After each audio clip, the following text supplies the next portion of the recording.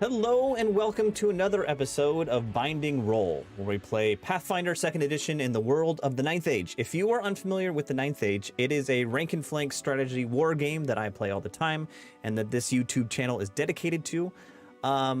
It's an awesome game. If you have models and are looking for a community-built game that's completely free, please check out the website in the description below.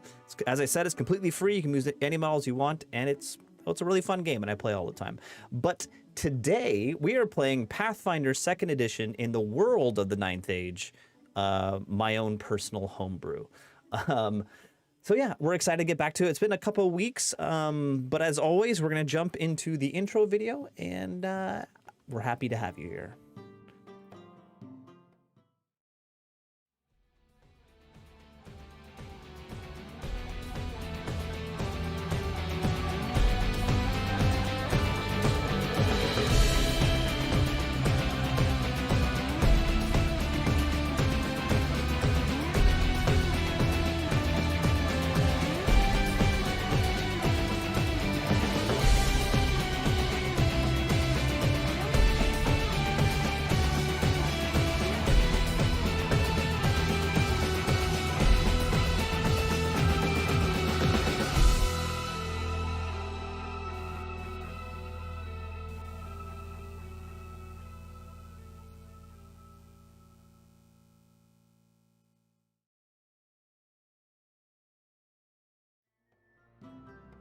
Hello, everyone.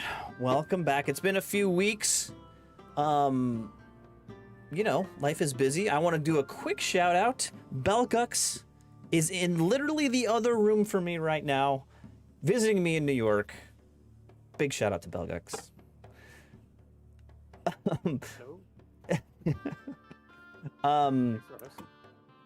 Quick shout out to the chat. Peter's already the chat support and watching us right now. Thank you for watching, Peter.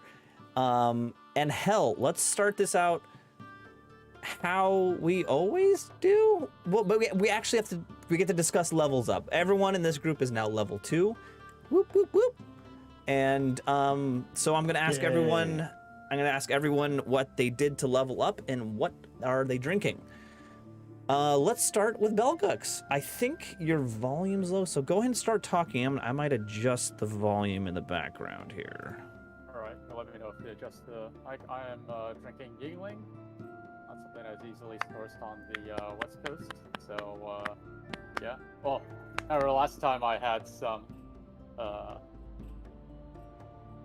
Octavia was kind enough to share. Gotta get that black and tan. Yeah. Hey, next one. Let's see. For leveling up, I think there's still... maybe some work that needs to be done on my character build. They're learning but one of them is quiet skills I got added was quiet allies, which allows you when you're moving through a group, the group gets to roll a single roll of like the best person. So when stealthing, interesting. Only one person has to roll the stealth roll, and people are following him or her. So, even though I was roll single modifier, yeah. Oh, it actually says use the lowest modifier. So, Interesting. We'll see about that. As far as well, not so much has changed there. So, aside from additional HP, no major changes. With Belgux. Okay. What you drinking? The Yingling. Oh, the Yingling. Yeah, we went over this. My bad. It does bear repeating. It does. It's that good. Oh boy. Octavia, let's hear it. Well, I've got a nice gin and tonic in a Grey Goose glass here. How classy of you. Those for, yeah. My mom got them for me for Christmas a few years ago. Nice. Let's see. Level up. So I got a couple of feats. So I took Quick Draw, which allows me to draw my weapon and attack with the same motion. So I interact to draw a weapon and then strike with that weapon. It all happens at once instead of having to spend an action to draw it. Yep. Which does make a little bit more sense for the throwing knives, because I mean they're kind of always readied, but like this way it actually it kind of fits a little bit better. I also picked up a skill feat of Shadow Mark. So you've learned the special tricks to help you follow individuals without them noticing you. When you attempt a stealth check to avoid notice while following a specific target, the target takes a -2 circumstance penalty to the perception DC. If you have master proficiency in stealth, the penalty is -3 or -4 if you're legendary. If you start an encounter with the target while shadowing them, the target takes this penalty to their initiative roll and to their perception DC to determine if they notice you as normal or sneak. Interesting. Yeah, you definitely. Yes. I mean, so far in the campaign, you've been very literally and figuratively bound. So yes, yes. So once you get the opportunity to really do some spying and sneaking and stealthing. Yep. Well, and to that end, I also got a skill increase that I took in stealth, so I'm now expert stealth for a +10 to my stealth rolls, and I can use stealth for my initiative to get +10 on that. And the bonus from what is it? What is that? Surprise attack, I think. Yeah. If I roll stealth for initiative, creatures that haven't acted are flat-footed to me. Gotcha. So, well, that helps. That's the -2 AC. big number go up. See here. Belgux, unclick the thing that makes your cursor show, please. All right, next up, Jed. I am drinking nothing because I have not had time to go to the store and buy anything. Boo. For my character level up, I chose a couple of feats. First is a class feat called Athletic Strategist, and basically that kind of lets you substitute my intelligence modifier instead of my strength modifier for athletics checks. Okay, interesting. And that also couples with my devise a stratagem modifier when I'm pursuing a clue or on some kind of case-related activity. And then I also took Schooled in Secrets, which is essentially increased awareness of things like signs or symbols for cults and secret societies. Oh. And I can also use this occultism skill in place of diplomacy with such groups. So it's kind of like a little more insight into the dark universe. And I also got a skill up, which I took in society to increase my modifier there, since most of my skills are based around that skill. So +9 now. Excellent. Expert. Excellent. All right, and last but not least, Carlin. All right, so I have the Bohemian Brewery Czech Pilsner from here in, I believe it's Midvale, Utah. Yes, Midvale. I don't know what it is with your mic. Ya. I don't know what it is with your mic, but it's so crisp when you do it. I mean, it's the same mic you have, so maybe give it a shot. It's that noise cancellation you've got. Yeah. It's probably the higher altitude. Yeah, it's got to be it.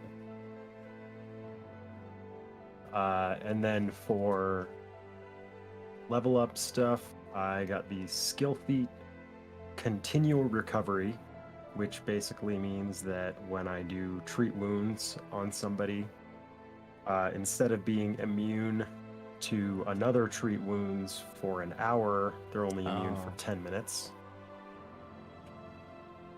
And I also took the Cleric Feat Communal Healing.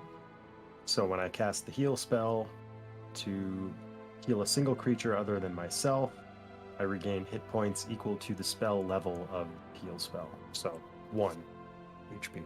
But given the way things have been going for me so far, every little bit helps. Gotcha. Okay, I like it. That's a good level. You know, I didn't say what I was drinking.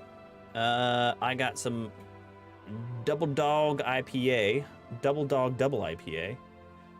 This bad boy is 12%, and it's how many ounces? 19.2 fluid ounces. So this is a lot in one beer. Shout out, Warrior Womp is here. Welcome, Warrior. Rock. Warrior Womp, thank you for joining us. Thank you.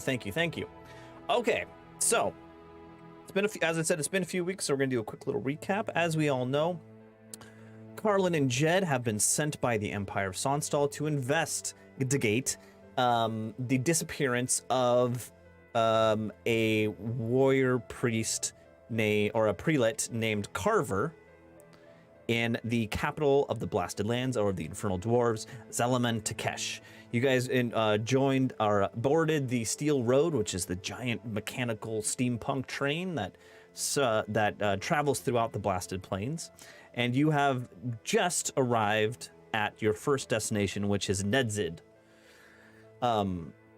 Along the way, you ran into some orcs that were then taken on board as prisoners. Then you ran into a couple of the, particularly one of the other passengers, Chaladastra, who turned out to be working with Carver, or at least one of the personalities was working with Carver, investigating demons with the Infernal Dwarves. And he got you, or you eventually went back to his caboose train that was on the end of this train, but he kind of switched back and forth between personalities, and eventually just kind of flew out the window and has disappeared. And you guys were left alone with a contained demon in his train car in the back of the train. And that's when you arrived at Nedzid. I'll again explain this scene. Nedzid is known as the Night City of the Blasted Plains, and that's because it is heavily industrialized. It follows the god of Nebuzagesh, which is one of the 4 gods of the Infernal Dwarves, and he is the god of machinery and industry. And basically, this looks like a city sitting on the Sea of Thirst, which is a salton sea, but basically sunlight is blocked out completely from the giant plumes of industry and smoke and soot that have been shot up into the air. Yeah. And then the other salt, other salt used in manufacturing, has been dumped into the sea, and these giant corrosive salt deposits are all over the ground in this city also. So it basically, what it comes down to, it's a pretty stinky and gross and polluted city. And I guess we might as well jump into it. As the train pulls into the station, you all are in Jed and Carlin are in the lounge train. And in that train, the Torok, the half-human, or half-infernal dwarf, half-bull, walks through and says in a loud voice, "Everyone must depart for customs inspection at Nedzid. Please make your way to the exits." As he continues down through the train, he eventually makes it to the livestock train, if that's the best way to put it, where Belgux and Octavia are. And he just walks straight to Belgux, and he says, "Hey, Goblin, get all your livestock off the train. It needs to be inspected here at Nedzid." it might eat me if I let it out of this cage. I don't care, so- Goblin. And he gives you like he gives you a kind of a swift kick with his hoof in your side. No damage, just a little bit of get on your way. And he says, I don't care. We all livestock must be inspected at Nedzid.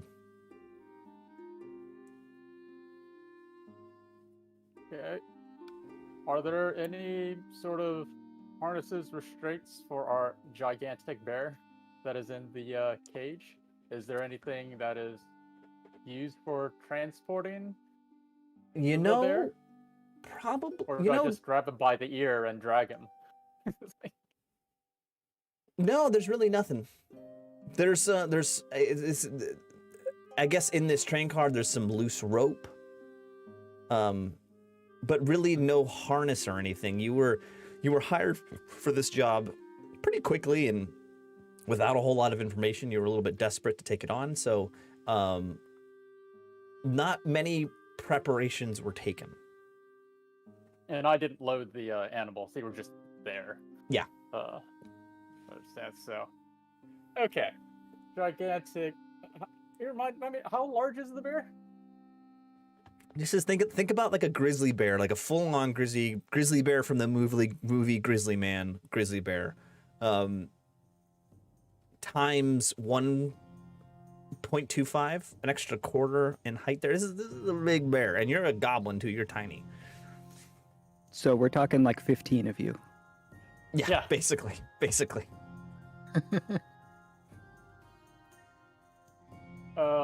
Okay. I mean, it's probably at least 3 of me. At least, yeah. Probably You 4 or could be- 5.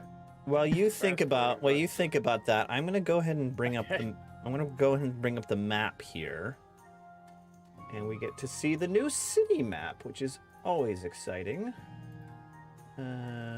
Activate.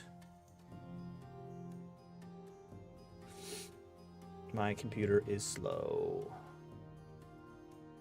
Oh no, hold on. I forgot. Hold on. Configure. Lighting.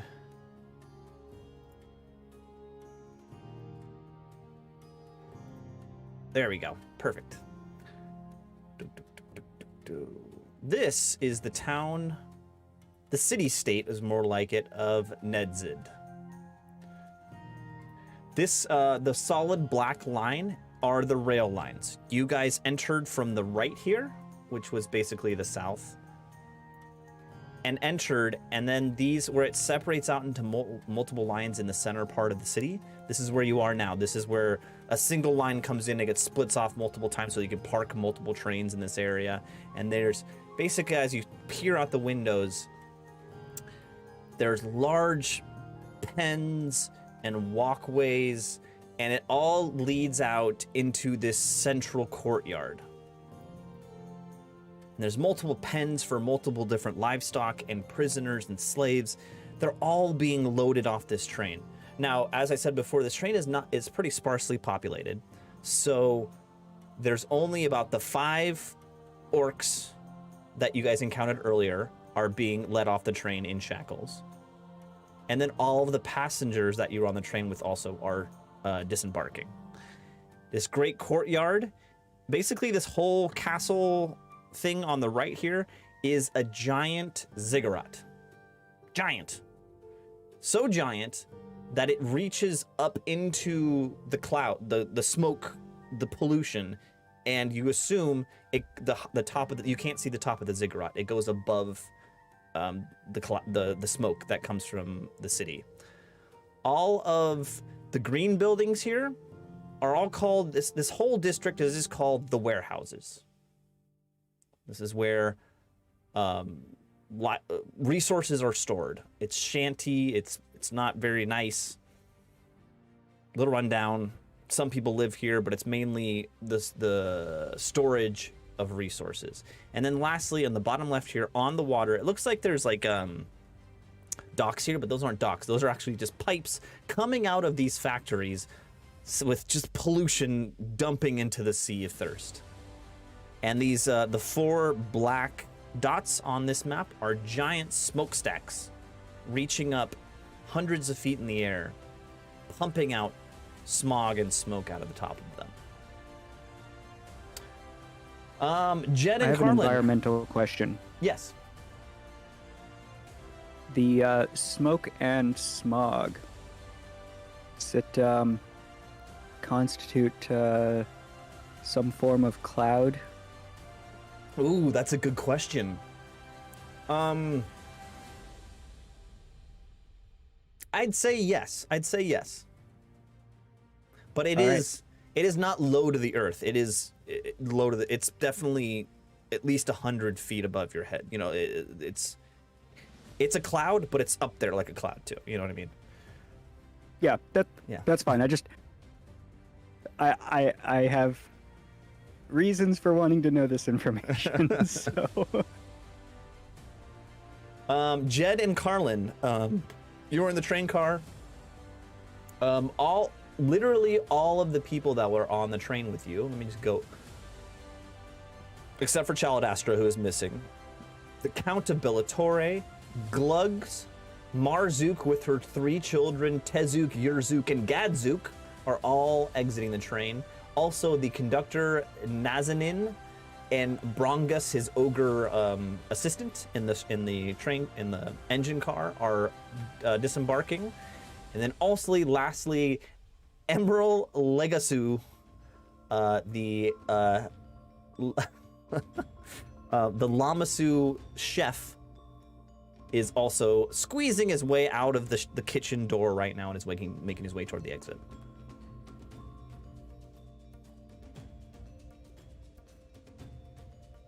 he needs to have his spice weasels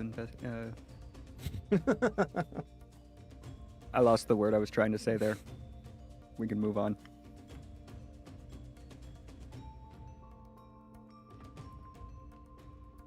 Well, we made it on to our first destination at least. I'm hoping that getting off the train here doesn't void our contract, being that it's stipulated we stay on the train.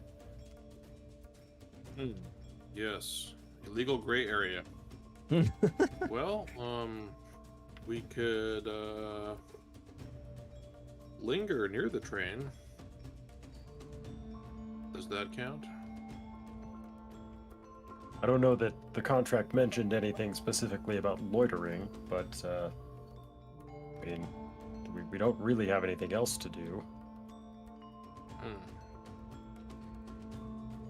Well, I guess we can poke around for a bit. I mean, who's really gonna tell anyway, I guess, at this point. That's a mighty fine tower they got there. We should take a look at that.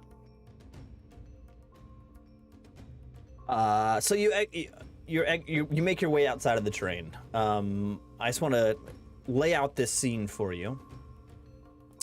As everyone's coming out the train, you notice you look down the train, like towards the farther end cars, and you see the orcs that you captured previously being taken out and ushered into one of the pens. You also see in the middle of this courtyard, you see there's like basically like multiple long penned areas for different livestock and prisoners to be brought into. And standing behind all of these pens is a raised stage. And on that stage is one particular infernal dwarf who's standing behind a lectern, and you see him yelling at words. This guy he's an auctioneer. Also, you see in the center of this courtyard, basically behind the pens, is a general courtyard meeting space. And in that space, you see hundreds of infernal dwarves gathered together, screaming and yelling. This is a pretty hectic scene. All of them looking up at the ziggurat.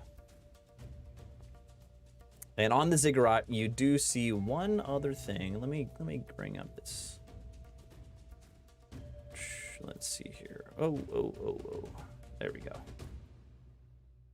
Let's see if we can find the correct image here. There we go. You see this guy with this golden bull-headed mask standing on one of the highest, not the highest, the first, actually the lowest, the first balcony off of the ziggurat, addressing the crowd. But you can't really hear what he's saying from this far away. And with that, we'll jump back to Belgux. What are you thinking?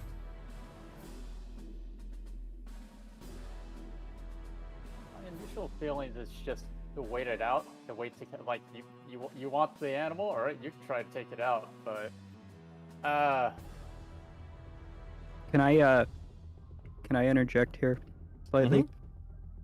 Go ahead. Was I able to get out of the ropes at the end of last session? Oh goodness, I can't remember. I don't believe you did. I don't think so. Yeah. I know that I was able to get one of my knives.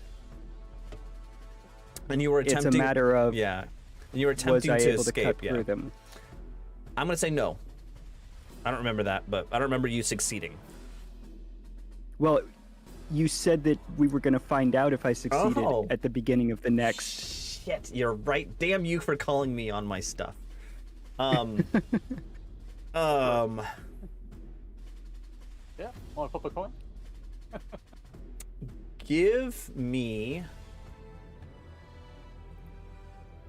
Let's see here. Player characters. Octavia. Let's give me a. What's the right one? Either a thievery or a stealth check.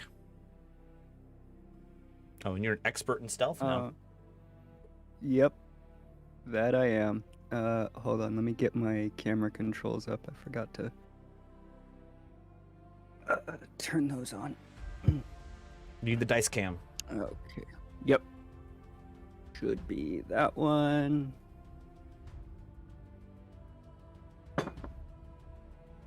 So that'll be a 21. 21. I then need Belgux Yep. to give me either. I guess it'd be a. I mean, I did already pass the stealth check to Yeah. prevent him from seeing this initially. I'm making a test for how well he tied the knots. So you can choose survival or athletics.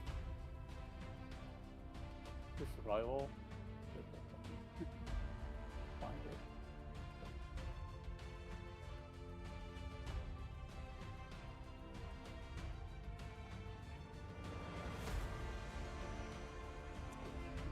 That is very much not enough. Okay, Octavia, you are able to not only, because you rolled more than 10 than he did, so you were able to free yourself, but also keep it disguised. So, Belgux, you are not aware that she has restrained herself.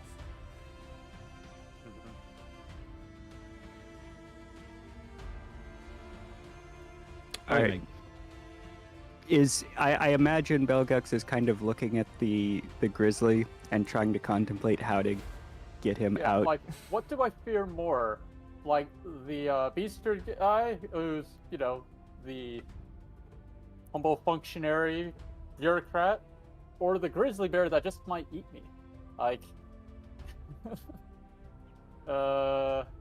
even if I Okay. have rope, like, I'm tiny. Like, So you- okay, so here's what's gonna happen. I believe it was determined that the door also was not locked. Yes, that was correct. granted that. So I'm gonna get up and walk out of my cell and walk over and stand next to Belgux and address the grizzly. Okay. First, Because I heard all of this. Yeah, you did. Give me No, a stealth check. I'm not stealthing. Oh, you're just walking. Oh, he's walking I'm over. I'm not stealthing. I'm just walking over. You get to about the door to the cage. You open it, and Belgux, you realize you see this is happening. He's not trying to stealth or anything. Do you want to react to it? I mean, I'm walking towards you. And what do you say, Octavia? Well, I want to. So I want to address the grizzly bear and say, you said you have a task to complete.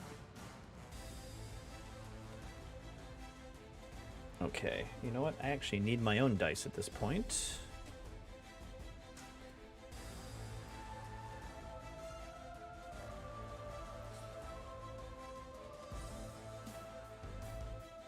Okay, you see the bear.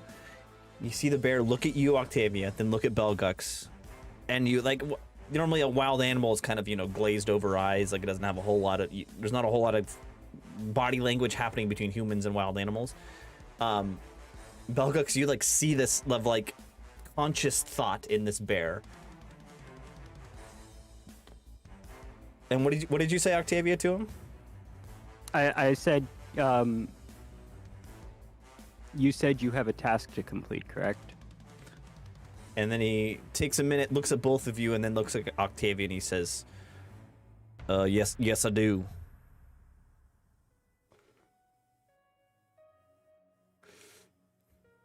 I'm very confused. And Belgux just, like, what? Well, I mean, huh? Okay, so you got a task. I got my.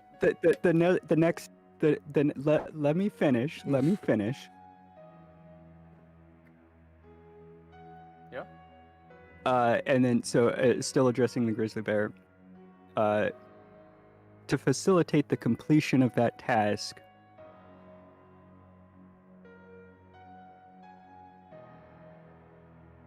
would you consent to not eating the goblin?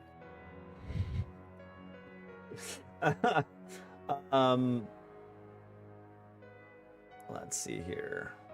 That would be a diplomacy? Definitely a diplomacy check. Give me a roll for that. Okay.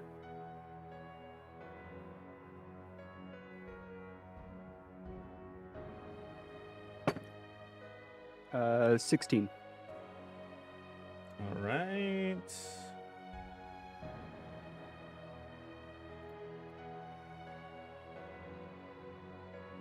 Oh. Okay, the bear says, I'm not gonna eat the goblin right now, but I reserve the right to change my mind in the future. We have a job, Pegasus. We got to get the job done. You only have. We need to get off the train and then get back on the train without the goblin being eaten. I understand. Okay. So, goblin, are we gonna follow you out the train? Yeah, and you're both committing to coming back on the train and going back in your cages, because that's my task to deliver you. Back on the train, sure. We can discuss the cage. Back inside the train? Yeah, we don't want to. We can discuss that too. We need to make it to Zalaman Takesh. There's no need for us to stay here in Ned's. This place stinks. The smell of the smell of nature has been blotted out in this place. All right. Well, you have to put some rope around the neck to, show the inspector that things are under control. Hopefully, this will be quick. And the escape artist, I guess that goes for you as well, just for show. Okay. Yeah. Okay. So For appearance's sake. Problem solved. they allow Belgux to put a kind of just a halter around their necks and lead them off the ramp off the train car. The workers that are there tell Belgux to lead the two animals into a certain pen, which happened to be an empty one. There's no other kind of. Quick thing. It probably wouldn't look very good if I had a bunch of knives on me while being inspected, so I will consent to give those over to Belgux. Okay.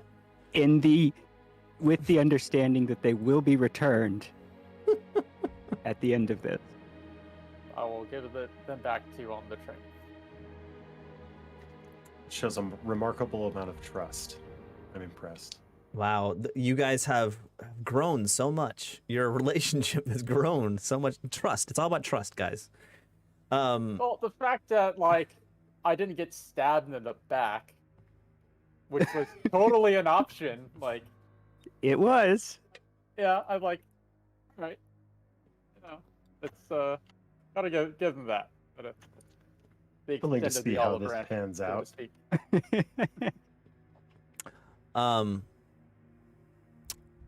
Okay, so you lead Octavia and the bear into the pen on one side. They actually have to be it's a smaller one of the pens on the side.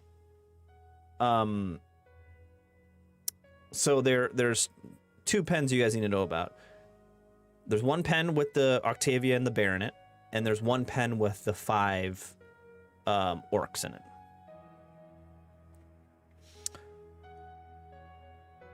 Jed and Carlin, you see this also. You see Belgux leading out the two animals, and then eventually Belgux joins you next to the platform, the raised platform.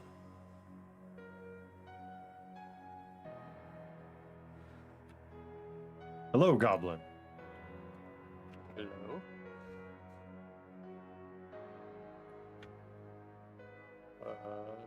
What you doing out here? I have been compelled to present these beasts for inspection. Hopefully, this won't take too long. Oh, And for we can an get back on our animal way. judging contest? I'm not sure. I've Would be amusing if they were handing out ribbons for best in show. A little surprise there. Maybe a talent show. I've got the but, prettiest Pegasus in the county. Who will stick around and watch this? This could be If pretty you can interesting. find her. If you can find her. Yeah. So, yeah, I guess just wait and see and keep an eye on things. What about you all? You have business in town? Kind of, maybe. Don't know yet. So, you all getting off here? Don't tell anybody. Well, I mean, you're not on the train right now, so we'll see. Yes, we did have to get off the train. I mean, everyone did. But we don't really know what to do next. I don't particularly want to see what happens to those orcs that we captured. That might make me feel a little bit guilty. As you will sort of look over towards the ziggurat and the crowd of shouting people that you mentioned before, just kind of trying to not look at the pen full of orcs. So I'm just kind of eyes wandering. Maybe we I should. wonder if those people might want to hear the word of Suna. all right, I need everyone to give me a perception check.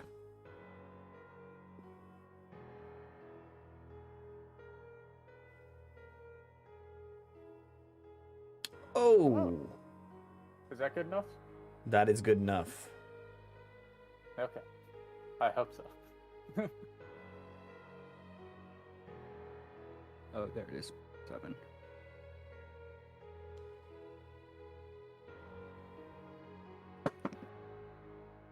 Ooh. 12. 12. Okay. Stones. Okay, so everyone perceives this. Okay, so first off, the auctioneer, the guy on the stage, starts.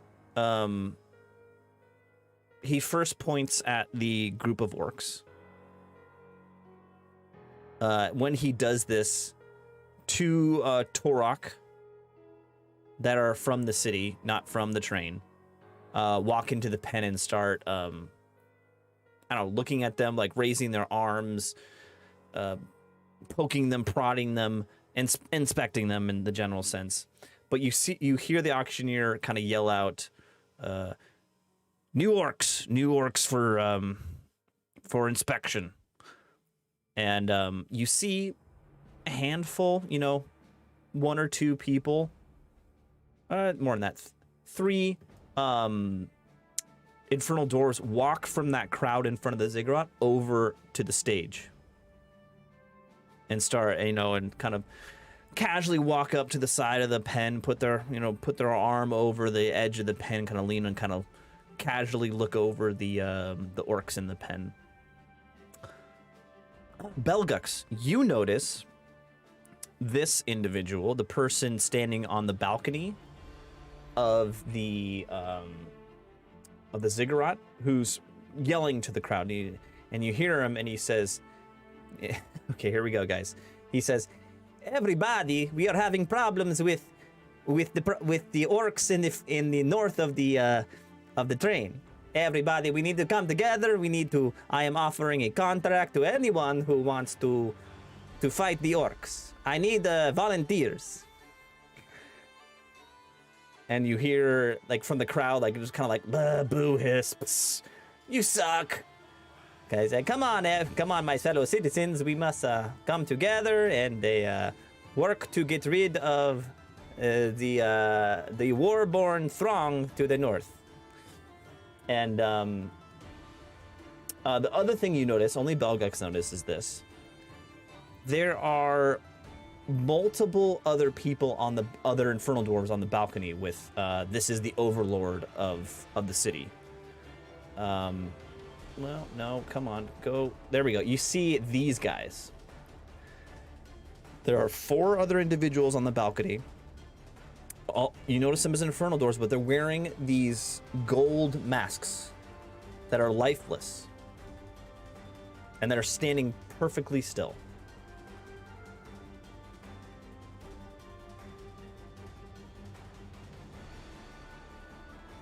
All right.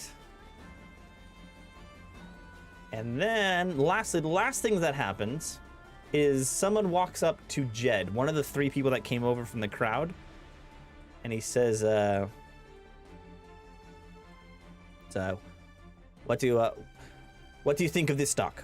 And he points to the orcs. Think of the what? Of this stock, they look weak and they look beaten. There's no fire in their eyes. I don't know. Is this the animal judging contest? I want to see the Pegasi and the lizards and stuff. Where's that? Oh yes, we will get to the Pegasi and the bear soon enough. But we are right now, as is tradition, any livestock that comes to any Infernal Dwarf town is open to the highest bid. Oh yeah. It must still be accepted, but there must always be negotiations, as you say. It always must have negotiations. But I look at these. I look at these orcs and they're not worth my money. Are there any very large pumpkins? I might be interested in bidding on something like that. Ooh, yes.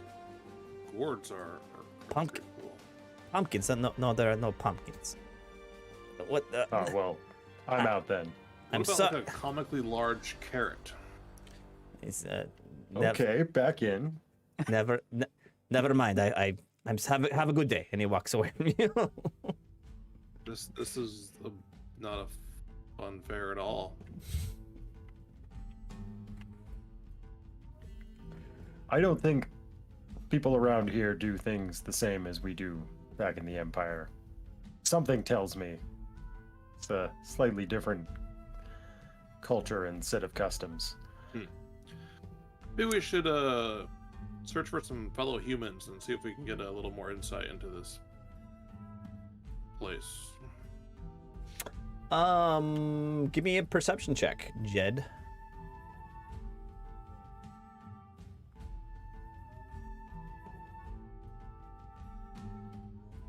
Not bad. Sure. Is that your highest roll ever, Jed, in the campaign? Yeah, actually, I think The so. last two have been excellent. Yeah, both over 10. It's pretty cool. All right, so you definitely noticed a few humans, but very few. Definitely the people in control of the situation are infernal dwarves. Obviously, the orcs, the people in the pen are the orcs, but some of the staff, if that lacking a better word, the people opening and closing the pens, the people ushering the orcs in and out of these pens, a few of them are humans, but they look of the local area and they're of local garb, but they definitely are workers, maybe even employed. You don't even know, but there's a handful of them mixed in with Torok, mixed in with other infernal dwarves that are kind of facilitating the operation, if that makes sense.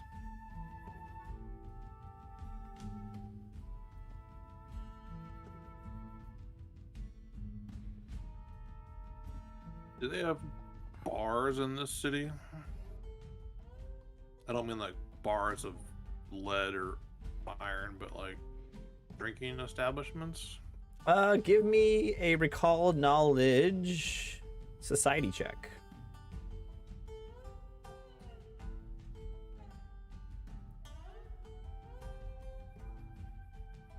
Yeah, that's still I've plenty. never been here. 18. You definitely know that infernal dwarves and are just like many other races enjoy their drink, and the infernal dwarves of Nedzed,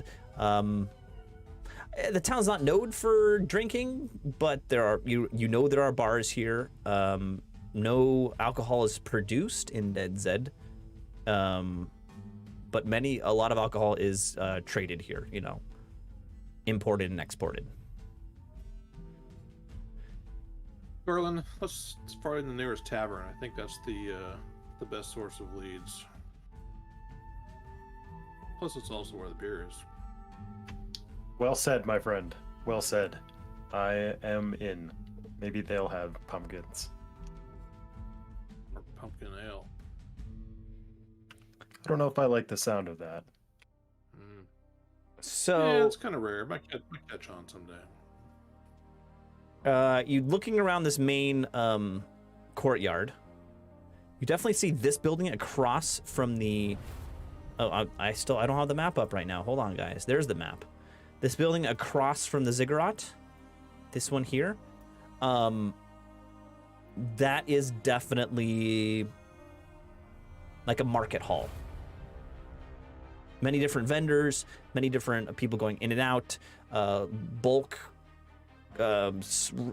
resources, grain, boxes, barrels, all being shuffled in and out of here. Yeah, we'll go to the In-N-Out first, then. That sounds pretty good. Okay. Let's see here. As you start to walk away, that main Torok that was there stops in front of you and he says, "Papers, please."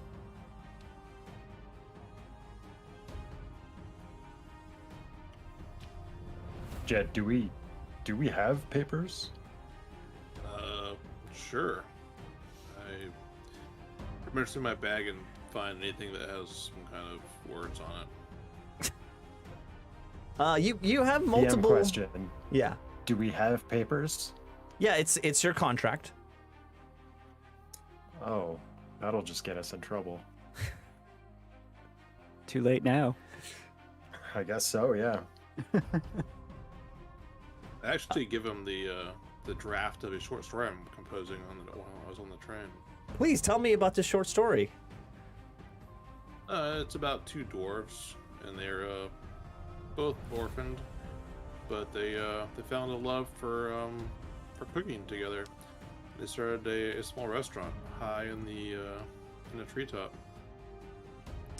and they bring exclusive groups of travelers up to their lovely restaurant in Treefort. And the only plot twist is the previous visitors are actually the meals for the next ones. Okay. Hard to build a business with no repeat customers. What's the it's so exclusive it doesn't need repeat customers. What's the title of the book? Invite only. Still a work in progress. It's not a full novel, it's just a draft. You hand him this stack of papers because this is not like a single document. This is, multiple pages. This is like, well, let's call it like a novella. This is not a novel, but a novella. Sure, yeah. He looks and he says, "What is this? I need to see your papers, your contract." This is my contract. This is My not a future contract. Give After me my book signing deal comes through. give me a persuasion check, or no, whatchamacallit, deception check. Diplomacy Deception. or deception. That is also. definitely deception.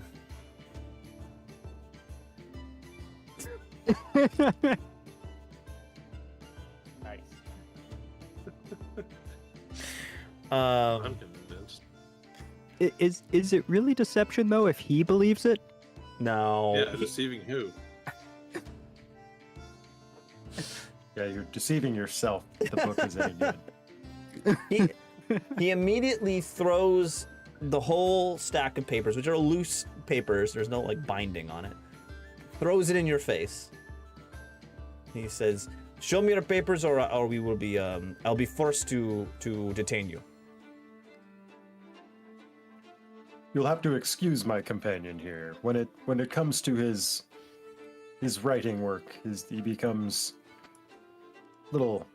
a faraway minded person. Jed, I believe this kind fellow here means our contract. And I will sort of cringe and hand him our contract. Yeah, the language barriers is pretty steep. We're from out of town. Give me let's both me a diplomacy check.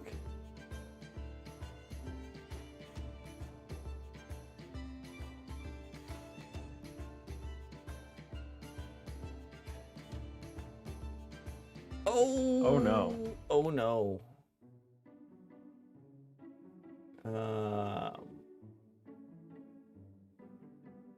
Well, hold on. Maybe Jed can save it. Yeah, that's something we can really count on.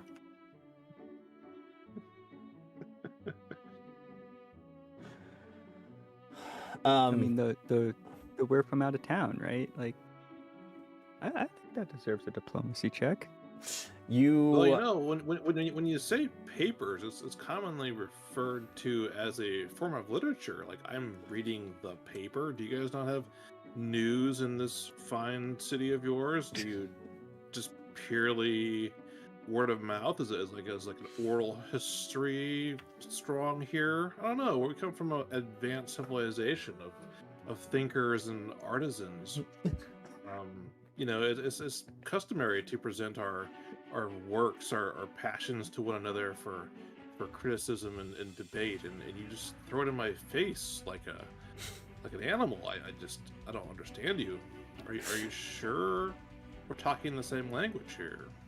You know what? I think now the dwarf and Carlin are both looking at Jed like, what the fuck?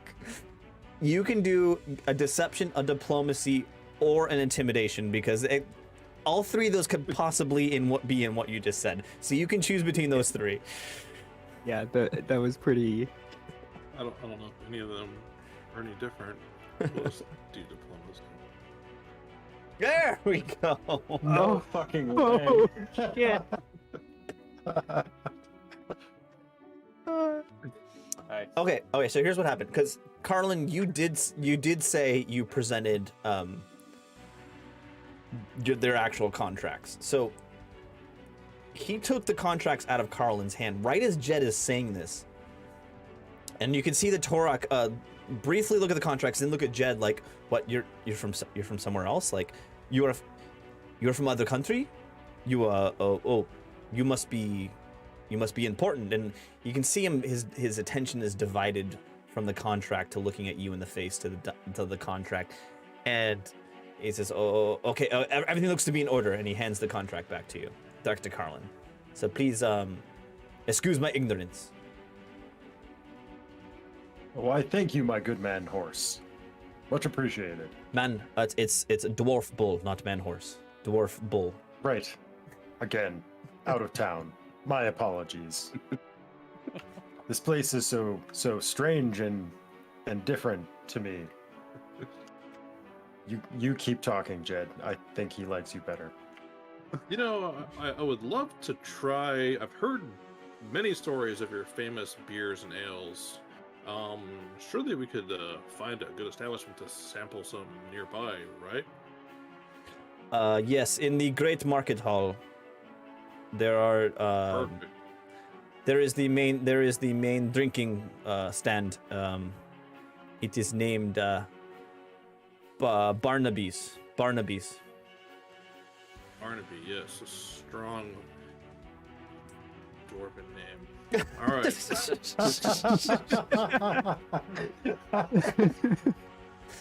Wow, such Genius. give me an intimidation check on that one. That was I don't roll any more dice. That was pretty savage. Oh God. that's a 9 so 14. It's enough. I That was mean, so it's a that was so 14, savage. like, That was so savage. It's gonna go through. You see the Torok do kind of a double take. He says, "Okay, thank you, sir," and he lets you through. As you to get to the market hall, you kind of have to go through this large crowd. This is just Jed and Carlin. As you're going through the crowd, I need both of you to give me a perception check. While you're doing that, we're going to jump over to Belgux and Octavia. Eventually, the auctioneer. Ouch, too. Eventually, the auctioneer realizes there's going to be no bids on the orcs. So he says, "Orcs return to the train." So some of the worker people usher the orcs back onto the train. And he turns to the two animals, to Octavia and the bear, and he says, "I see here we have exotic animals in pen 1. Would anyone like to bid on these? Please inspect the livestock." And first... I'd like to yell out when he says, like, "These are not for sale." And all you get out is says, "These are," and immediately the auctioneer backhands you. And he says, "Quiet, goblin." Backhands me. Backhands you. Okay. Okay. Hold on. Give me a second here. He hits you, no damage, but it's just to shut you up. And as you kind of stumble to the ground, the guy who was talking to Jed and Carlin about the quality of the orcs, places, as you're seated and you're trying to get back to your feet, he puts a hand on your shoulder. And he says, "Goblin,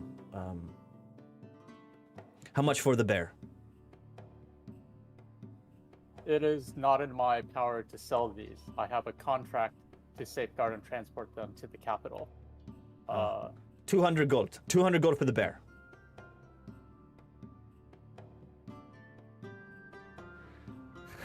Contracts are sacred in this part of the world, are they not? Yes, but this sale I am turning to you will be a new contract. It will void the old contract. 200, what do you say, goblin? 200. They will have my head if I do not deliver these.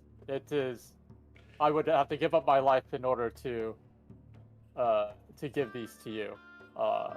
So I am very sorry. I would very much like to do business with you. Oh, but Goblin, I have made promises to others. if you do not sell to me, pretty soon the vulture will come along and bid on him himself and take this livestock. Do you want them to go to the vulture? Well, let's see. They will have to answer to the leader of Zalamentakesh. The overlord is wait, I'm delivering to the overlord of Ziggurat. Maybe I'm just rereading the contract now, and I was like, oh, okay. For some reason, I thought it was in Zalamentakesh, but actually, this order is your overlord. These are for your overlord, and you will have to answer to him. So, All right. I'm looking at your contract now. You are supposed to take these animals to Zalamentakesh. but the deliveries to the so that's part of because the delivery is to It's from the overlord of Ziggurat. So upon delivery of all MOs to overlord of Ziggurat. Oh So no! on It's, the- no. so- You have to deliver it to the ziggurat of the overlord's ziggurat. That's just the main the castle of the city. Yeah. Okay. That's the location you have to drop alright, the So I was animals. confused with that. Yeah, so- you definitely have to deliver both these animals to Zalamentakesh. So, hopefully the overlord of Zalamentakesh holds some sway here to not be disrespected. Give me either an intimidation or diplomacy.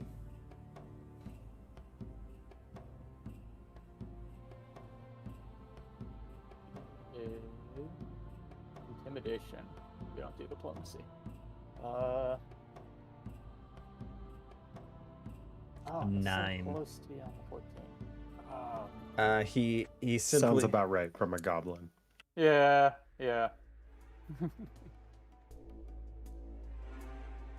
he laughed and he chuckles too and he says, okay, Goblin.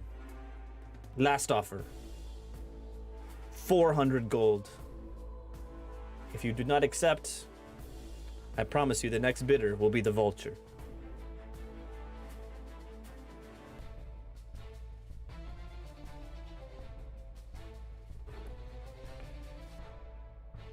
Well,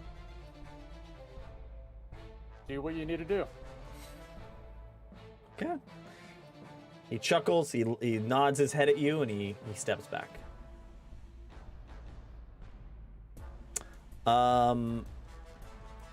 As the auctioneer continues to say, any bids? Any bids for the exotic animals?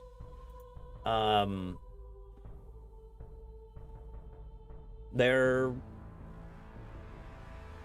He says, going once. Going twice. So have there been bids? Nope, no bids yet. No bids. This guy tried to talk to you personally, but no official bids.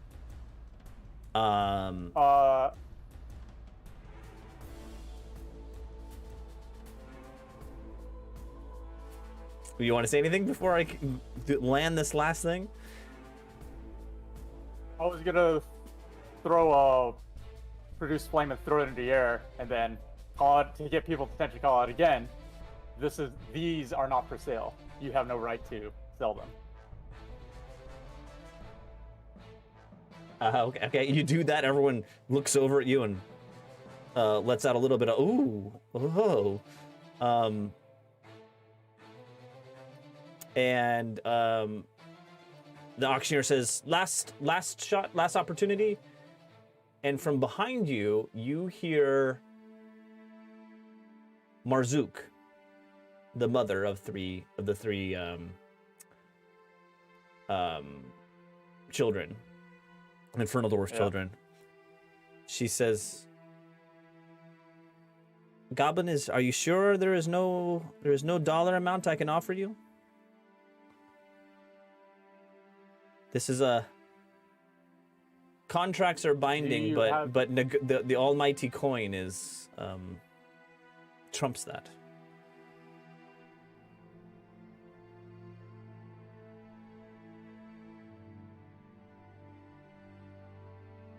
Is for an old friend, but I would need to get away out of. I'm already fleeing one part of the world. It would not be good for me to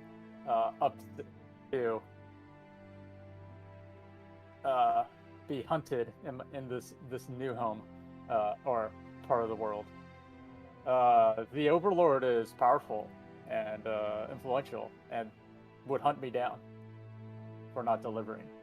So I don't know if you have enough gold to address those concerns.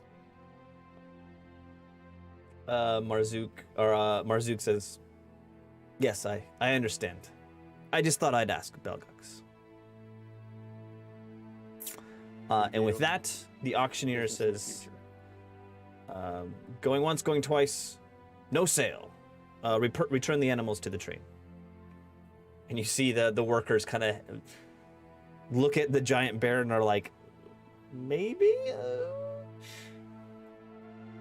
So I guess I will go and lead the bear Okay. and the Pegasus to the train proactively. All right. So we'll jump back to Jed and Carlin. You enter the market hall, the Grand Market Hall. It is an absolute. Oh no, you rolled the perception checks when you went through the crowd. In the crowd, you hear a few things. Let me see here.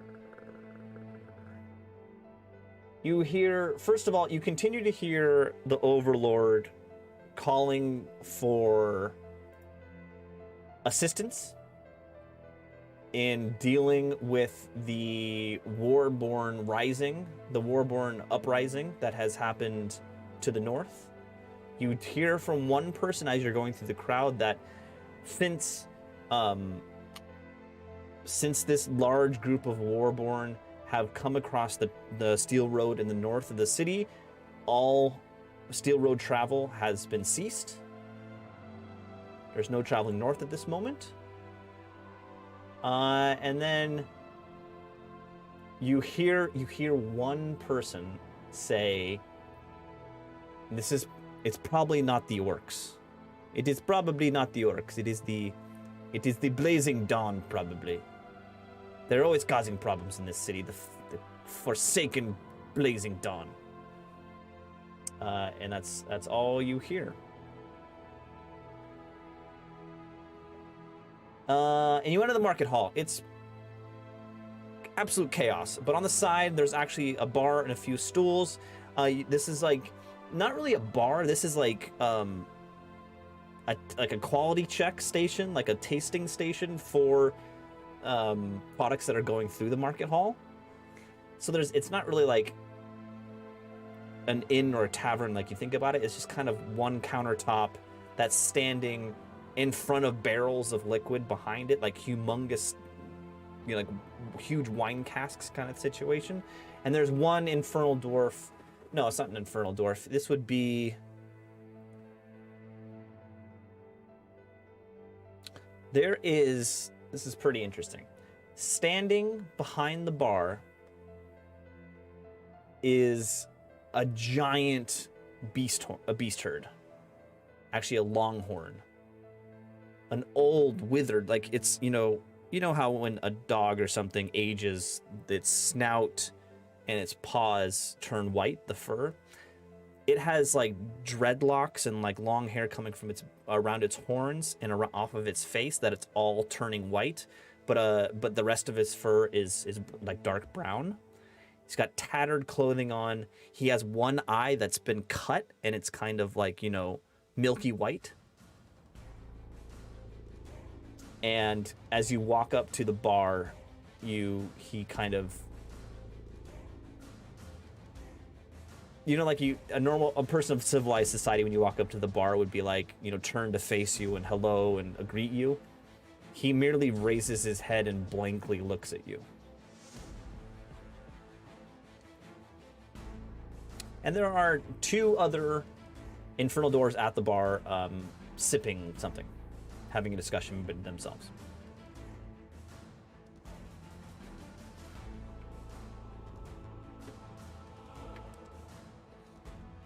What would you like to do? Do you think that is Barnaby? Pointing at the beast man. Yes, he seems very much like a Barnaby. Good day, sir. We,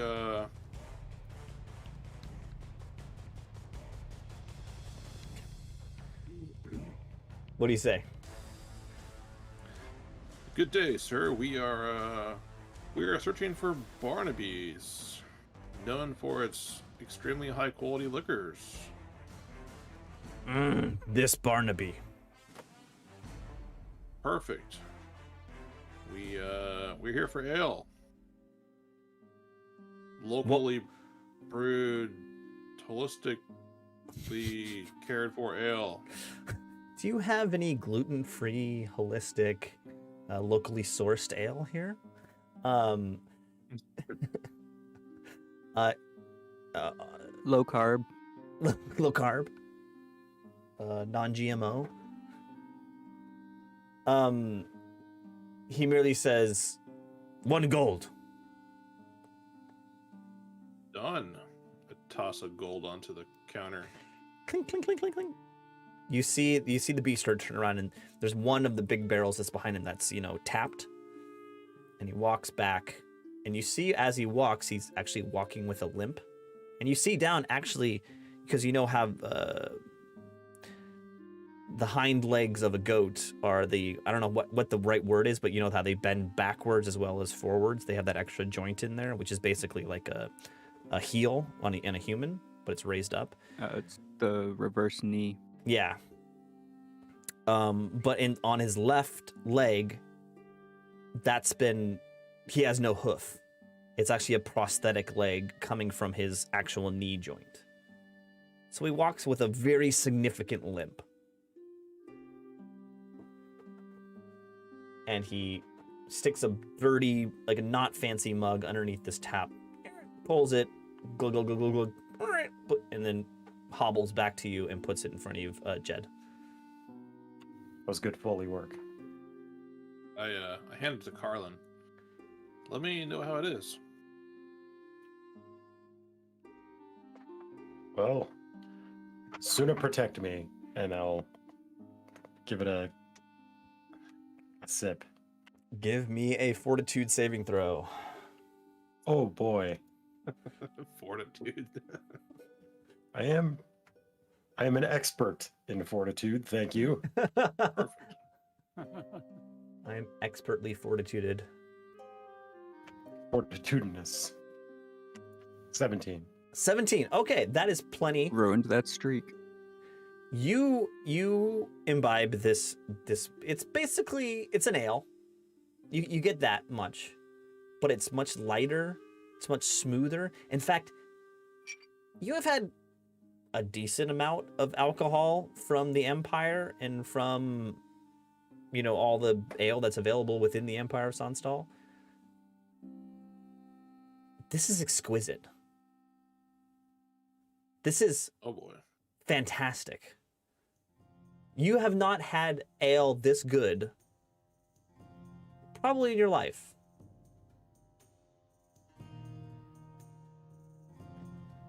So, take my drink and then just kind of look at it like, wow, that I did not expect. Jed, you have to try this.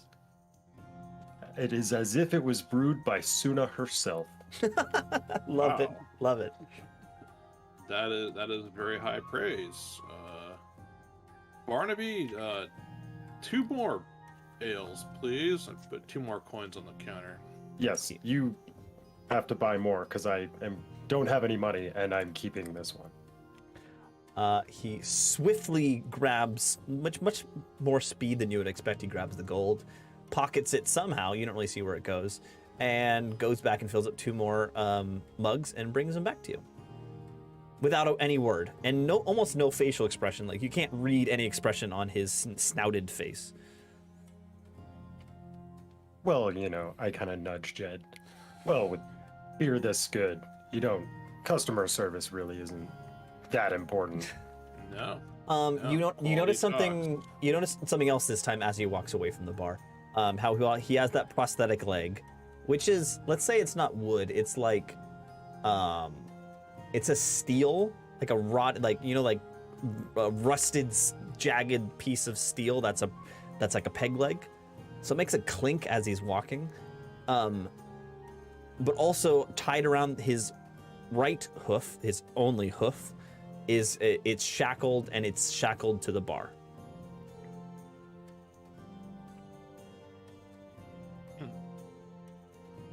And while you guys think about that, it's been roughly half of our time. We're gonna switch back to Belgux and Octavia in a second, but I just want to point out we have 6 viewers on YouTube. I just want to say, everyone watching, thank you very much. I see Chris is here. I see Warrior Womp.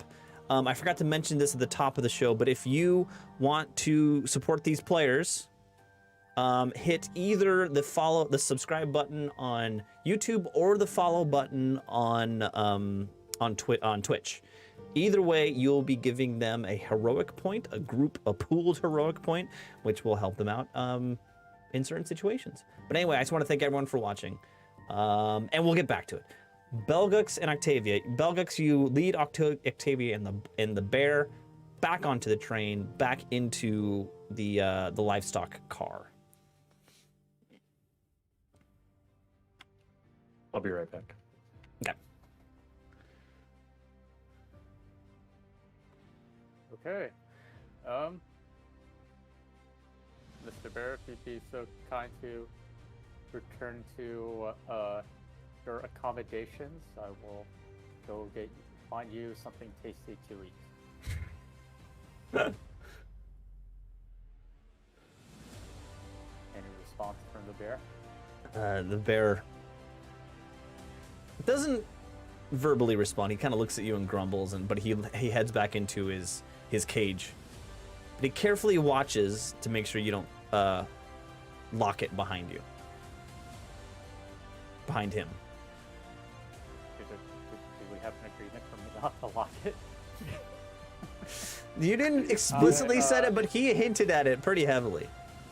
And to be fair, the agreement was that he wouldn't eat you up until this point. Up until this point. So there are people who wander through this train, and I don't want them messing with you. I'm going to secure the door so that you are not interrupted by them. Wow, that is the most skilled use of words I've heard in a while. That is either deception or diplomacy, whichever you want. I think it will have the same result.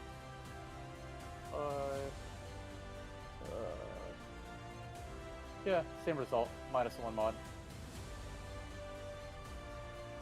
Ooh. Ooh. Ooh.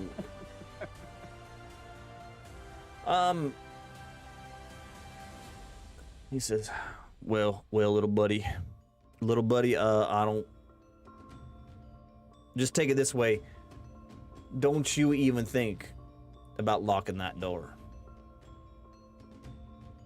We have an agreement here. We're not going to hurt each other. I'm not going to hurt you, little goblin. But there is no need to lock that door. I appreciate that you kept the end of your ordeal to return to the train. what are your plans when we get to Zalamentakesh? I have an obligation to take you to visit the castle. So. Don't you worry. All you need to do is get me to the ziggurat, and I'll take care of the rest. Don't worry. Don't worry, Belgux. You will get your money. And not have the Overlord Zalamentakesh coming after me? That is correct. You do have me curious, but I can tell that it's been a long day, and maybe this conversation will continue it at another time. Now, I guess with Octavia, who I imagine has not entered the prior accommodation. That is correct. So, My effects, please.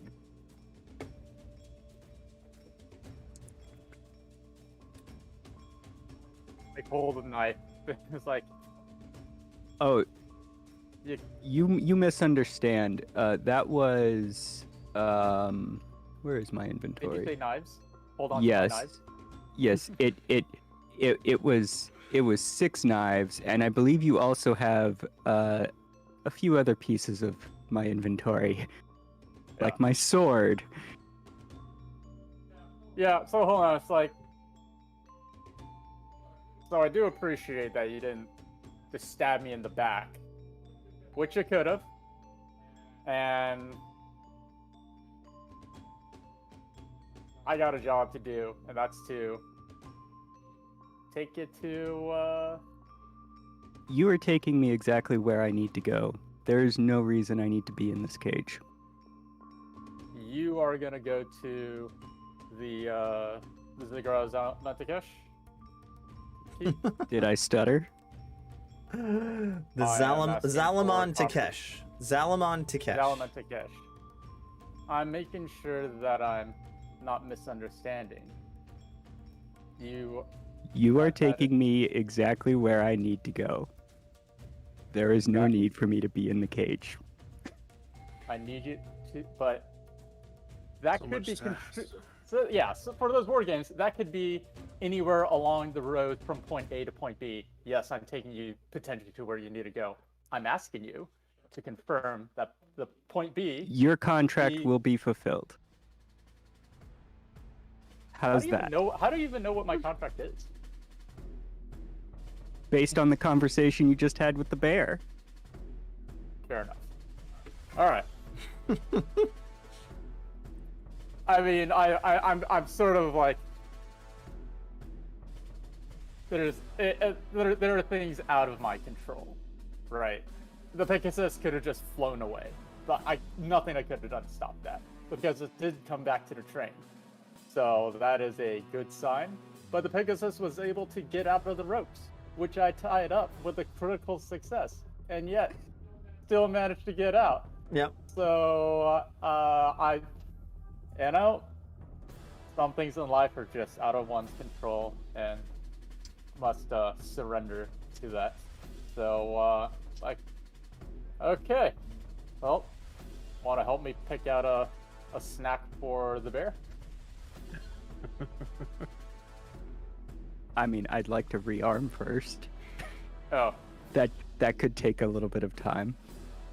yeah. I just shaking my head and handing over knives, swords, 6 knives, a dagger, a short sword. I as I'm handing over, I'm just envisioning yes, I imagine this might be in my stomach one day, but yeah, here we go. This is gonna go great. Exactly. Yeah, no reason for the Pegasus to still have a grudge after essentially killing it. Her. Okay, You know. so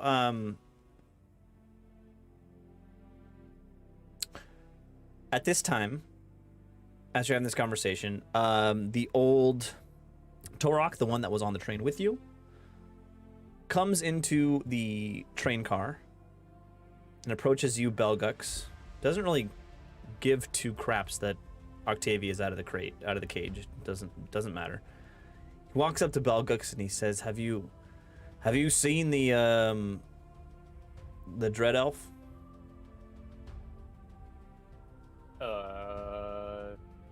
Being like, not since we stopped. I've been busy handling these larger animate objects. I can't find the Dread Elf. He needs to finish paying his steerage. If not, we will have to leave his train car behind. The whole train car? Oh. Are you gonna take stuff from his train car as payment? You know, I'm not sure. I'm not sure it will be left with the city of Nedzib. Okay. And I'm my limited knowledge of the law tells me that if a train car becomes forfeit, it becomes property of the Overlord. Well, okay. That's For one letting me demon know. we don't I have to deal with. will, if I see the Dread Elf, I will have them attend you post haste. Okay, I'm gonna do a general insight for the whole group. This is just a mechanic I want to have. This is your guys' opportunity to. That train car is packed full of knowledge. It's basically, let's refer to that train car as a library. It has the demon in there too, but it's a library. For situations in the future that you would want knowledge about the world, you would want to make sure that that train car continues with the train. How many of us can read? All maybe. How many of you can't read? I would assume all of us, but being Being a horse with wings. Jed, no. Jed I was and gonna Belgux- say Jen and Belgux definitely can read. Carlin probably. Octavia, I have no idea. I would say yes. There's no way that would have been excluded. I don't know. Yeah, I don't we think really go over you lit- were. Ha- You go over definitely. literacy so much in you character became. creation. Is there even a box for that? You became sentient and you were trained in certain things. I don't think reading was one of them. It would have been included. It would have been included. I think Speaking as the player who played the creator as well, play the creator. It would have been included. Okay. I'll give you. You have a limited knowledge of reading. You are no expert reader. I would need to know how to read at the very minimum to be able to locate. This is probably the first person. time a debate whether a Pegasi can read or not has been handled in an RPG. Oh, I guarantee you it's not. But yeah, I feel like you'd be surprised about that. Yeah. It's interesting. It is definitely one of the most fantasy role-playing game things I've ever heard personally. But now, can this pony with wings read and then detailed debate? I don't know. We're gonna have to think about that one. I'm gonna have to think that I have the judge on this right now. I would argue in order to be able to locate various things, being able to read would be a necessity. Well, let's put it this way. Swamp Swimmer, if you were a powerful magic user and were going to grant a tiny pony with wings sentience, wouldn't you teach it how to read? I feel that would be like one of the first things I Yeah. would. You can read. You can definitely read, but you are reading at a 7th grade level, a young adult level. I'm fine with that. Well, You although You is- could read. You is could it- read is it- some is it young adult my novels. 7th but grade level? Is it my Right. 7th grade Yeah, level? Because what state? yeah, like because if we're going based on like You like can- you can player read- 7th grade level, like You could read some Hunger Games, but you couldn't read philosophy. I mean I don't need to read philosophy.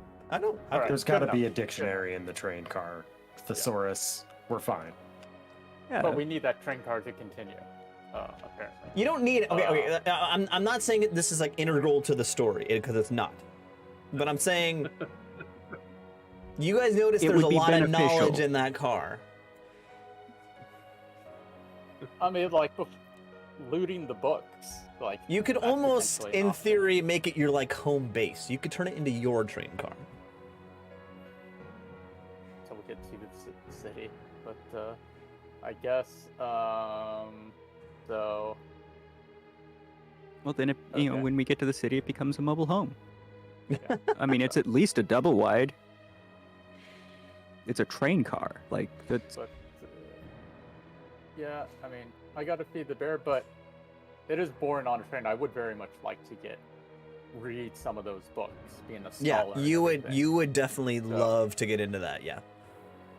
Yeah, but alright. I think there's a barrel of like rotting carcasses in the area, so I'll just toss. one Yeah. of The those the barrel in the corner bear. still has a lot and- of rancid raw meat in there, that the bear's all Alright, about. So I'll toss some nice fatty pieces over there, and then proceed to the train car. Oh, okay. To the dreadnought part. Yeah. You know, Um, ostensibly to look for. before I jump into back to Jed and Carlin, Octavia, do you want to follow Belgux?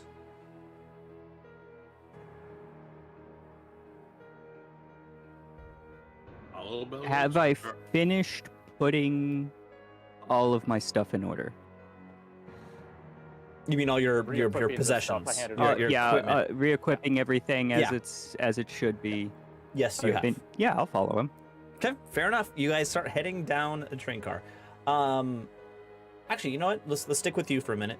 As you're going down, you actually have to make your way through the train cars that have all of the slaves on them. You again see those orcs there, but you notice the second train car that had the beasters that you guys dispatched earlier has been filled to the brim with humans. Okay. You also notice that remember like the container cars that were like for raw material are being currently filled with salt. What Is kind it of like humans? Good salt. Yeah, like salt, like it's raw salt. It's not like refined like cooking salt, but it's raw salt. Well, I mean, Salt Lick. Yes, you Yeah, on your way It's by, way. you get a few clean licks on the salt, and it is fantastic. Can I ask Give you a me little bit more a fortitude description saving of the- throw. Give me a fortitude saving throw. I'm not joking. All right. I can do that. Let's see. Fortitude is +5.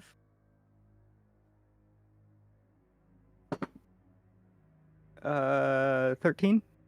Okay. That's for me to know and you to find out. We're jumping back to Jed and Carlin. Reasonable. Reasonable. I mean, if I'm gonna play a horse, I gotta play a horse. yeah, I mean, no one's Way to commit to the bit. Yeah. pun intended. Commit to the bit, Oh, like a horse bit no, in your mouth. no bit, but Aw. I got it. I got it. No bit though. The strictly a no bit horse. Oh, jeez. Okay. Jed and Carlin, you have gone through maybe your first half of that beer. It's transcendent. This is like fantastic, wonderful stuff. During this time, When do the psychedelics kick in? no, nothing yet.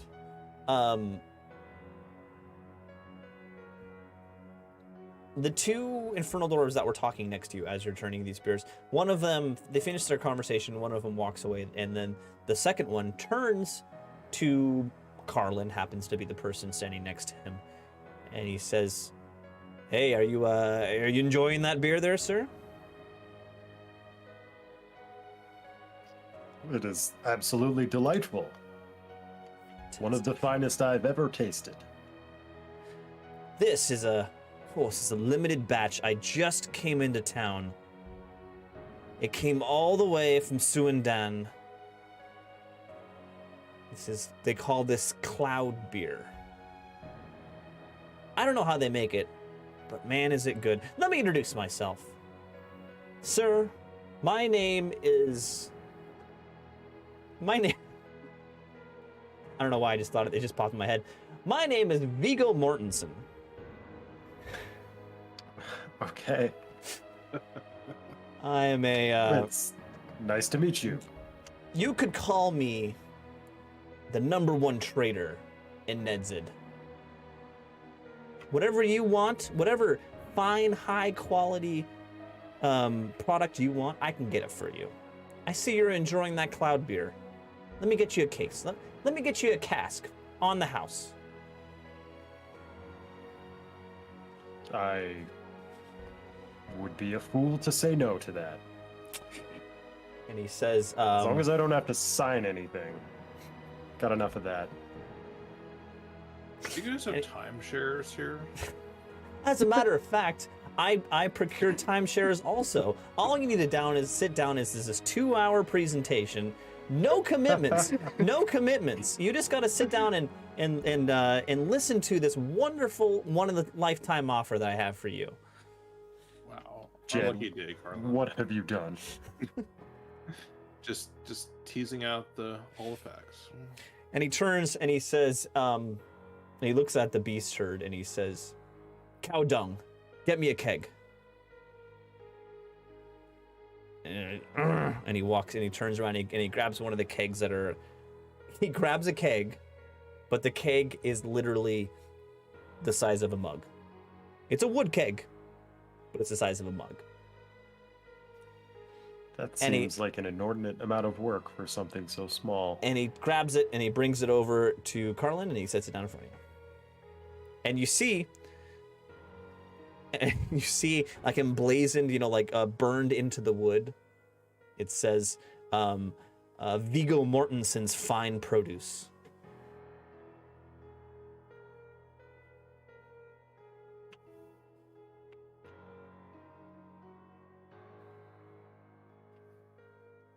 This is what Jed is doing, or what Carlin is doing, is just looking at him silently. So, are you new here to Nedzed? I have a beautiful timeshare opportunity right in the Sea of Thirst. Beautiful views. Yeah, see, the only problem is that we're broke. And we hate money. Yes, I am a priest and have taken a vow of poverty. So Yes, my friend here has been paying for my drinks. I will take this. I will grab the little mini keg and the My Little Pony keg and put it in my bag. Nice. So you have the mini keg of cloud beer. And Viggo says you see his expression change. You see him kind of his posture kind of slumps a little bit. And he says, "No money, you say?" Yes, we are almost entirely destitute. It's incredible that we've made it this far. How are you here with no money? This is this is a market hall. We just like to be around people. Yeah, it's lonely on the road, you know. You want to be in the throng of voices and sounds and movement. Besides just, your own internal voices getting louder and louder every day. No. Jesus. Don't leave. I'm getting shades of This is dark. Emo Sam. This is dark. So anyway, you're a business person? Yes, I'm the purveyor of fine goods in this city. That's a How did you... broad category. Oh, don't you worry, your little head. So you say you are here in Nedzed with no money. How did you get here? Well, we had money before, but now it's gone. Because You we have had to those- understand, my friend. There have been many, mysterious circumstances in this city of late. And if you are not here to trade, I am a little worried you might be part of this disruptive element in the city. Have you heard of... disruptive movement. You're not, he leans in. You're not one of the Blazing Dawn, are you? Blazing Dawn. Sounds a bit trite. No, I'd probably go for someone with a little more elaborate name than that. What did you say it was called? He looks around, looks over his shoulder, kind of lowers his voice again. He says, "The Blazing Dawn. Those damn troublemakers." Oh, okay. I didn't hear you right the first time. No, we don't do drugs. We are priests again, like we said earlier. Yes, have you heard the Chased. word of Suna? Yes, Suna, our savior, blessing all those around us. I pull out a book. Can I interest you in some of the readings from this book? I'd be happy to teach you. Give both of you give me a diplomacy check. How much does it take to scare this guy off? Actually, you know what? You can choose diplomacy or intimidation. Or what about occultism or religion? Yeah, those could work too. Diplomacy would be a 20. Religion would have been a 22. Yeah, it's all the same to me. All the same.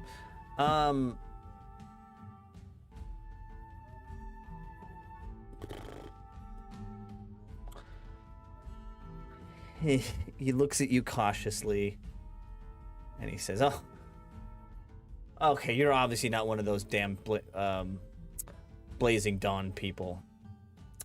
Okay. You're good people. I'm sorry. Let me explain. There's been a few, let's call it,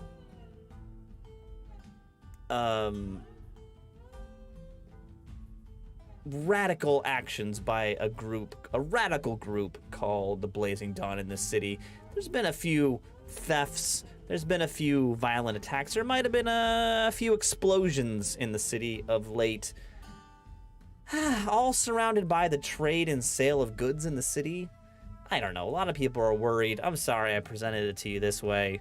I hope you enjoy the cloud beer. Have a sip on me. This sounds somewhat dire. Aren't there authorities or somebody in charge of things taking steps to remedy this situation? Yeah, the Torok, the agents of Asharuk are in the city trying to get to the bottom of it, but they haven't yet. I mean, I am just happy none of my goods have been destroyed. Explosions, you say? Yes, just last week, over by the pens where they bring the livestock in on the trains, there was an explosion, and a bunch of orcs and goblins ran off.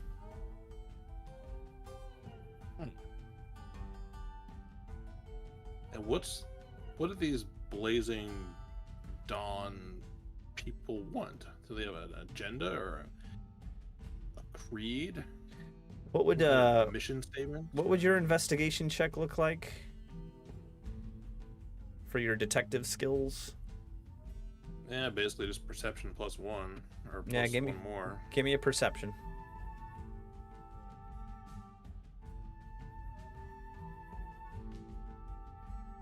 Okay, that's plenty.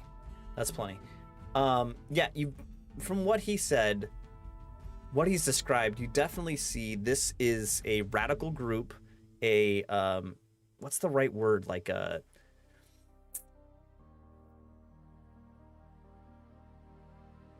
insurgency? What's the I can't think of the right word. They're protesting in a violent way the trade of human lives in this city.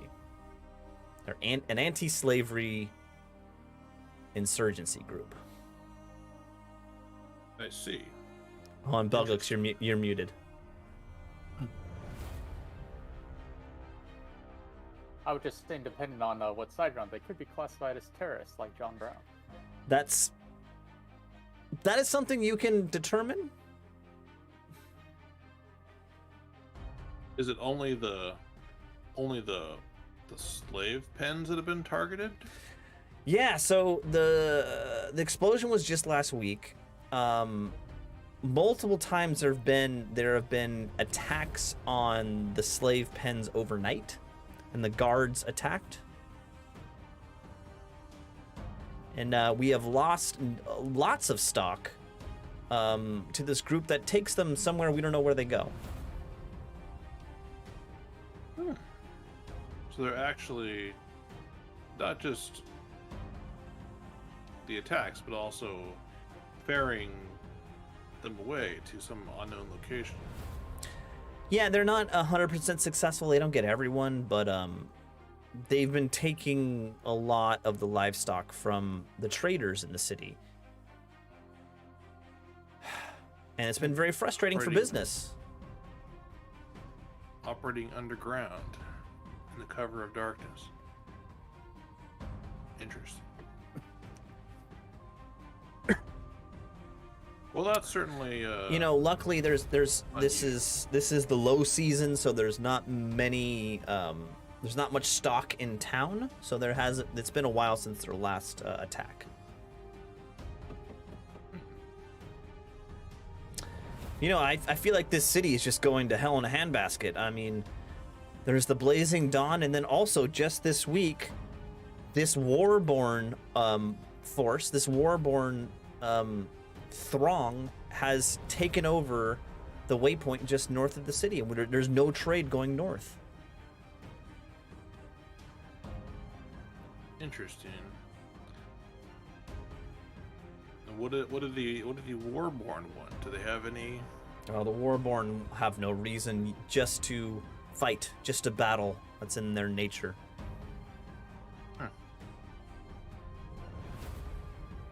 That's why they make such good gladiators in Zalaman Takesh. All they want to do is fight. Well, it sounds like you've got your hands full of all kinds of trouble. How are you making ends meet now? Oh, I have my ways. There are more ways than just the Steel Road to get resources to different places. Well, it's good to be industrious. Gotta have a backup plan.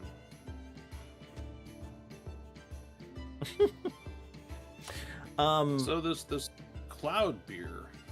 Yes, it's fantastic. It's exquisite. It's very rare. Where are you getting that from? That's a very delectable brew. It is my agents in Suandan, which is at the end of the Steel Road, at the south end of the Steel Road. My agents there are trading on a daily basis for cloud beer, and it is mighty popular here in Nedzid and up in Zelaman Takesh. I'm selling out quickly on this stuff. If you want more, I suggest you buy now. It's in limited stock. Well, when we get some money, we'll hit you up. As a matter of fact, if you're looking for money, I'm sorry. What was your name? My name's Jedediah. Jed, my good friend Jed. Since you are destitute, wink, wink, nudge, nudge, and I am in need of the Steel Road being opened, why don't I give you one more keg of cloud beer if you join the effort to get rid of the Warnborn? Well, we're not really a militaristic people, but I'll be talking over with my... Speak for yourself. partner. You just want more beer, don't you? I mean, I was going to say, make sure it's a bigger keg than the one he gave us before. Yeah, that's what I meant. There's two of us, and we're both on the larger stature side. Does it come in a bigger size than the child size one you gave us earlier? Oh, that's just for marketing purposes. But I can get you full-size kegs of cloud beer. As a matter of fact, he whips out a piece of clean white paper, slaps it on the bar top, takes out a pen, and he says, I'll write you a contract right now. If you are able to establish Steel Road connection to Zalaman Takesh in the next week, I will give you 5 full-size kegs of cloud beer. Well, that's very generous of you. It's not generosity, my good friend Jed. It's business. All right. Well, what do you say, Carlin? Are we gonna take this on, or sleep on it? Well, I mean, you're the one having the conversation. I'm just here drinking. But I will say that I am fully willing to kill people to get more of this beer. Well, that's all the encouragement I need. Very well. And he starts scribbling on this piece of paper, writing out a contract, stamping it with his stamp, which happens to be like, his name's Vigo, so it's like, there's an actual ring, like from the movie that Vigo starred in, a ring with like a V going through it. It's his house crest. And he draws out the bottom 2 lines for signatures and slides it over to you. All right, signing away. Beer's that good. Now, again, we're from out of town, so just making sure this can be a subcontract of the contract we already have and not mess with I feel that, like right? that is definitely a gray area in the law. What contracts supersede other contracts is up for negotiation, up for debate. But what is set in stone is when you do something in a single contract, you will be paid what you're promised. Like, not following through on a single contract is a big no-no.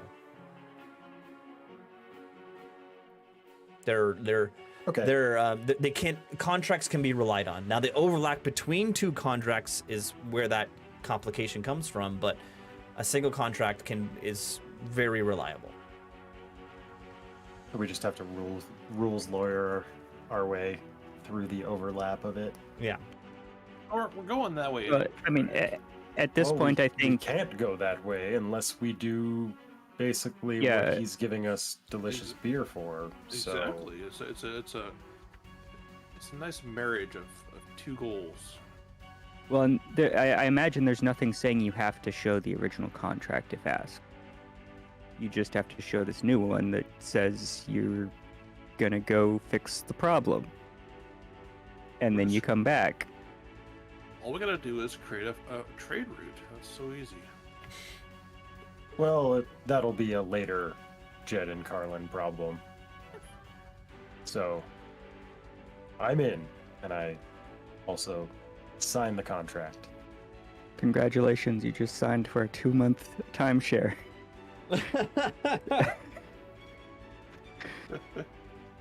That you can never exit from. It's reoccurring. No, Billed automatically in blood.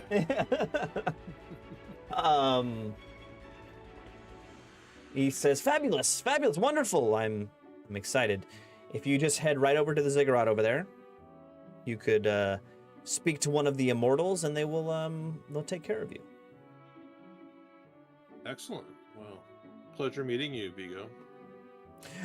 Jed, it's been a pleasure. I hope you enjoy that beer. It's a delicacy. It's a wonderful thing.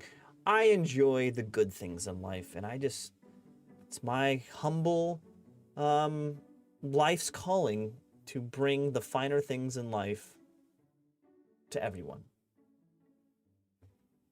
A true person of culture.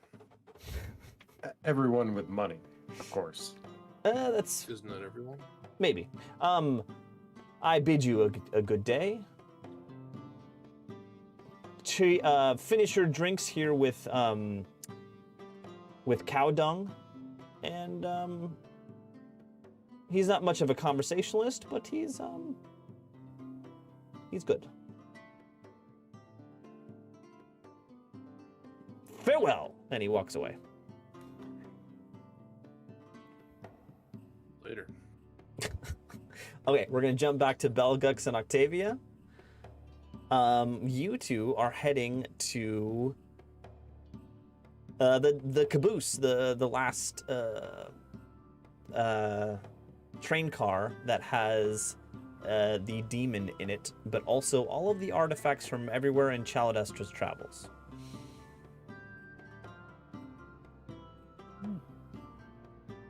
All right. Okay. Anything else to pass, or want to give us more details on the slaves? All right, so yeah, you saw the orc slaves that were still there, still beaten down. The orc leader is still grievously injured, but still there. As you walk through the second car, these are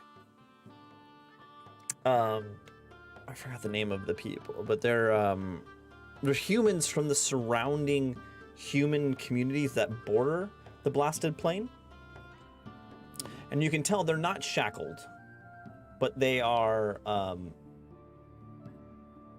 there to be transported. You're welcome to chat with them if you like.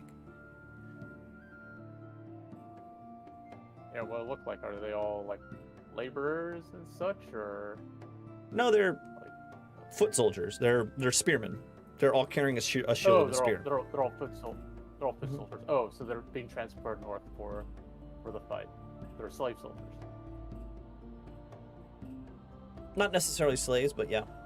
I mean, I don't know how you want to look. If you want to discuss it with them, you can, but I'm not going to give it away at this moment. Okay, so we're talking about a separate car with soldiers, because we talked about the slaves, human slaves previously. So there's different. No, we haven't talked about human slaves. The humans you saw before were workers. They were people working with the pens, but you don't know if they're slaves or not. Okay, I thought you said there was slaves. Okay, we'll just proceed on down. Give a friendly nod to if they can even see me at that height, but yeah. Yeah, you give them a nod. They look at you. They give you a nod. Also, they seem to be in high spirits. All right, cool.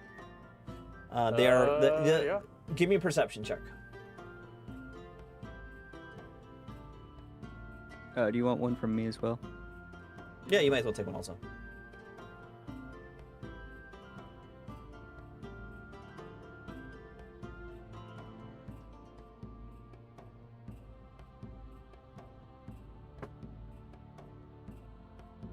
21. Oh, beat you. Both of you notice this. Their weapons that they have, the spear and shields, are not infernal dwarf in making. These are what's the right word? Indigenous weaponry, like the humans that are from these areas brought their own weapons. So I assume And- that's sort of a lesser quality, Yes. inconsistent, sort of. Yeah, a mishmash of weaponry. They are not shackled. They are lightly armored. Okay. Wish them the best. Good luck. That's yeah. Oh, I mean, yeah. They're not going to the front immediately. They're on the train after all. Going to settlement. All right, and you make it to the door of the caboose, the train, the last train car. Well, when you left, you left it unlocked, so you know it's unlocked. Okay. We shall go in. Would you like to bring it up? No, I'm not gonna bring it up. We're just gonna describe it. Okay. As you open the door, there's still this burning. Actually, let's bring up the pick. How about that? Whoa, hold on. I'm keep going here. All these people you know. There it is. Still, this chained demon is still in the middle of this train car. Unmoving, kind of just very lightly floating and bobbing in the space.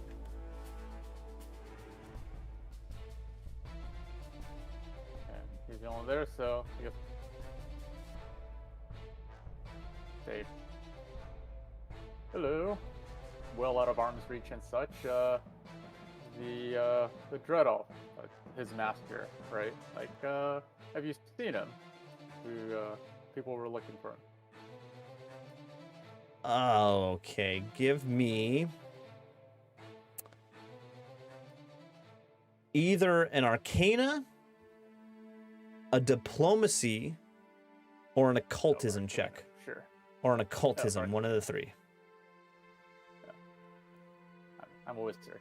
Arcana. Oh, there you go. 25. Nice. You say this in front of the demon. It looks unmoved, but then its head, if you can call it that the thing at the top of its body, bends down with like the sound of like crackling and bubbling magma. It turns down to face you deep, like so close to the floor because he's so much taller than you. And he says, actually, you know what? I'm gonna go ahead and do this just because I want to.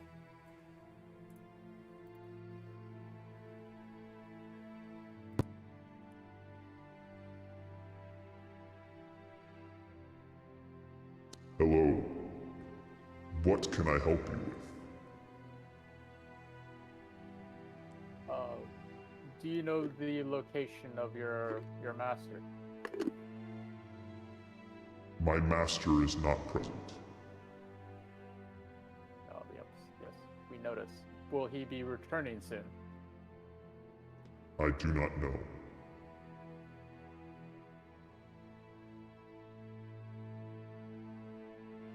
Does he have coins stored in the cars to pay his bill?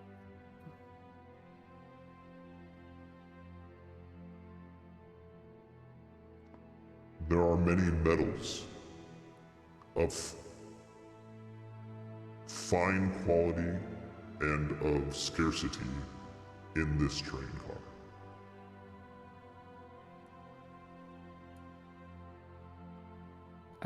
I start pilfering. Well, we will. There is an outstanding bill, and I take it you still want to go Zalaman to Kesh, but we are unable to get some compensation for it for the train master. But I have to stop. But I'm not sure what he'll take as a deposit.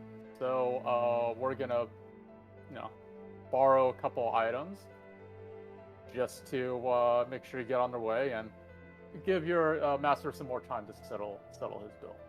So. I do not care for worldly things. Are you here to free me or to bind me?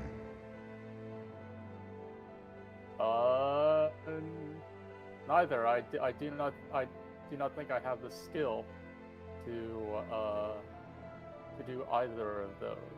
So. No skill is required to free me. Oh.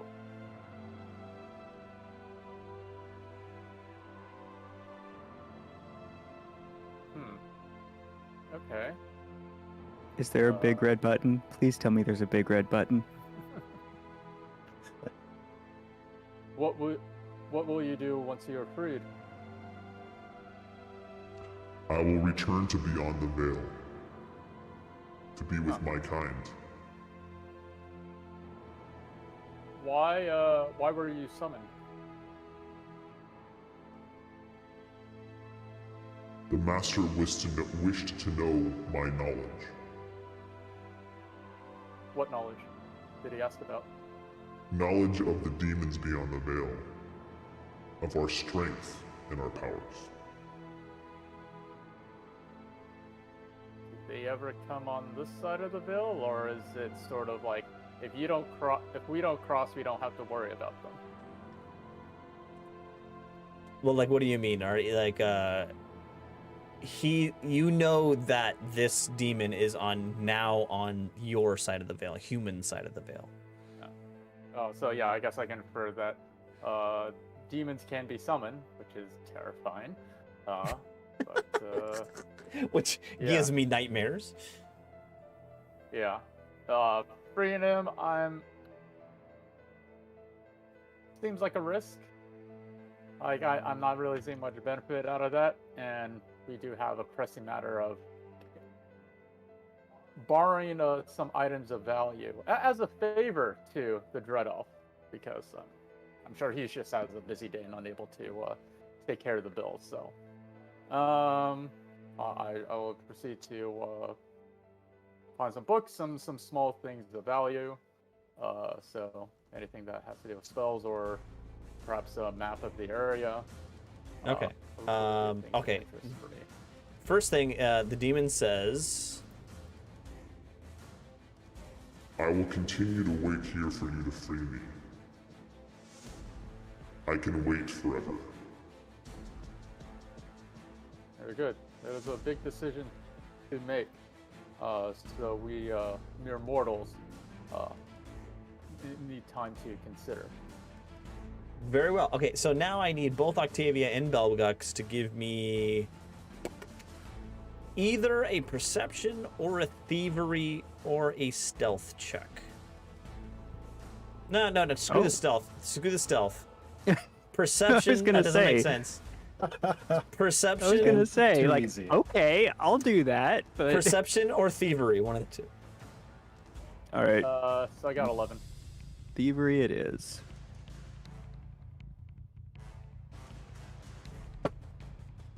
No one to stop us.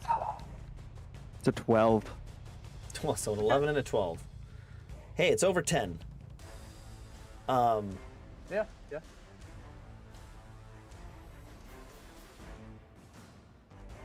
Let's see here. At this point, okay, here's what we're gonna do.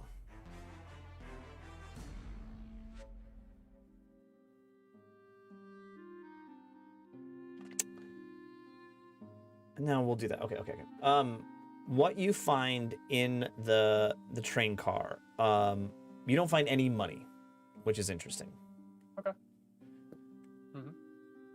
What you do find are a few books of interest. One, 2 tomes about the study of the Veil. One of which was written by a highborn elf, and one was written by someone from the Empire of Sonstal about the traveling between the Veil. Let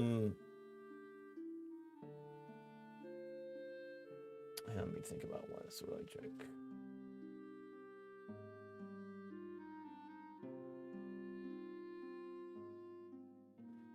And the last thing you find. Actually, okay. So here's what.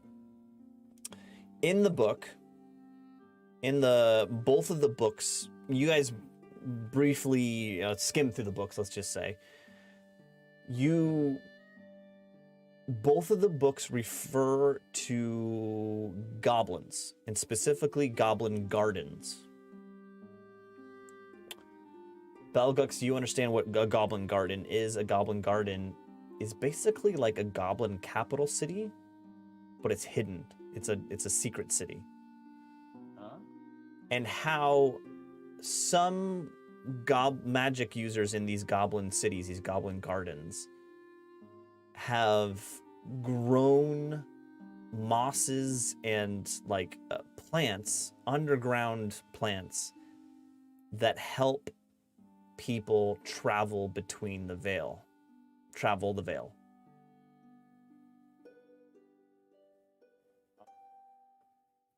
Another way to get to the veil. That might be less terrifying. And I need Belgux to give me either a medicine or occultism check. One of the two. Go medicine. Ugh. You are aware of the gardens. You do not know of any gardens in this area of the world. You do know of one garden, the garden you came from in Suindan. Oh, okay. Probably not going back to that one, but good to know history. Hey, flying Pegasus thingy. Do you have a name? Or do you want me to just keep calling you flying thingy? Octavia. Okay, Octavia. Finally. 5 episodes in, we finally get it. I guess I'm Belgux.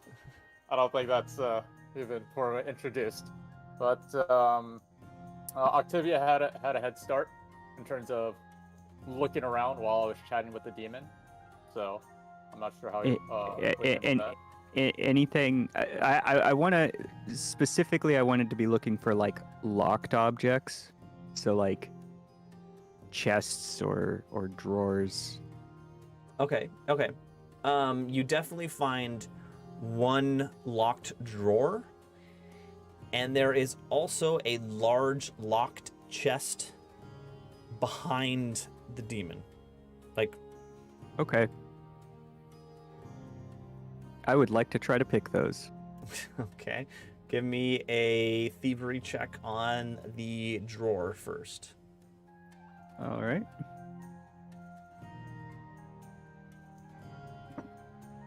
Uh, 18.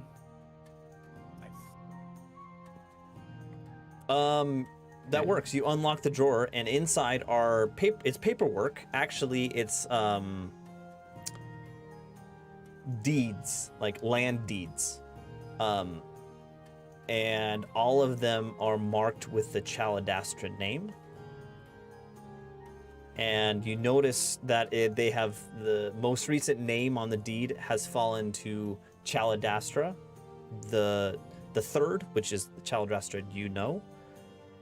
And it's been passed down multiple generations from Chaladastra the First, Chaladastra the Elder, way back when. Can you spell that name for me? Chalidastra.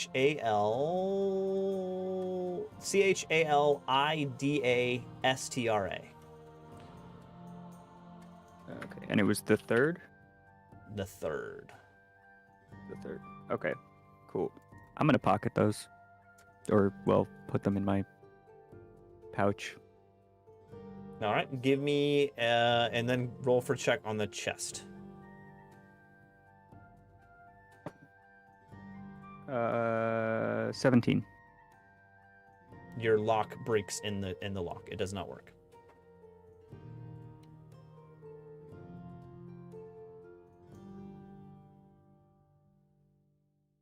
Well, damn.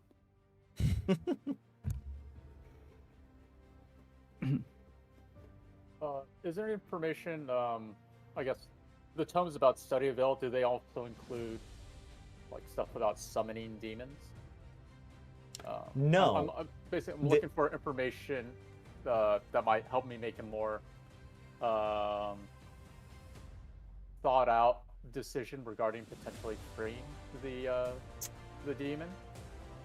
Fair enough. Yeah, give me. So the question is, do you want to sit down and really read through these books? It's that, and I'll tell you right now, it's going to take you a full rest period, 8 hours.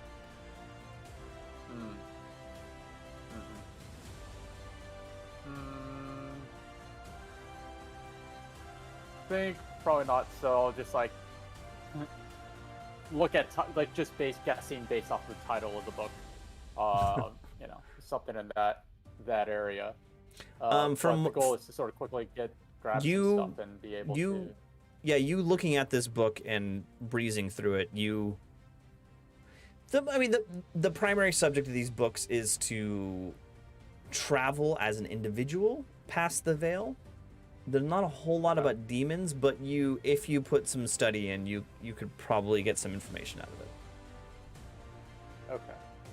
So I guess I'll just grab the books and hope if upon deeper review later on that there's some information about demons and such.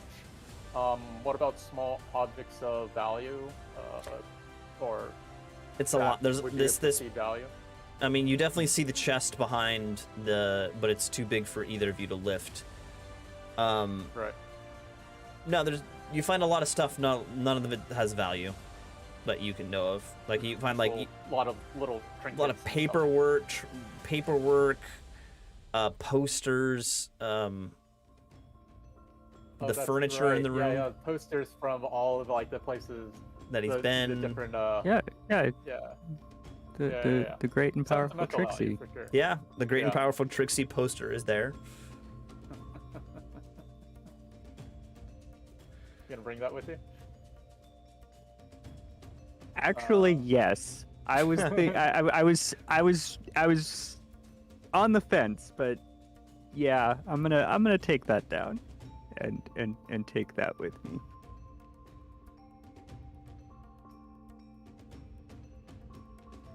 All right.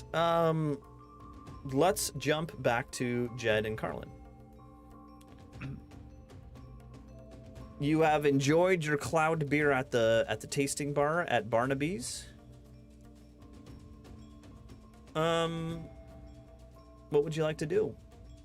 Vigo is gone. Lost within the throng of people trading and going back and forth in the Master Trade Hall.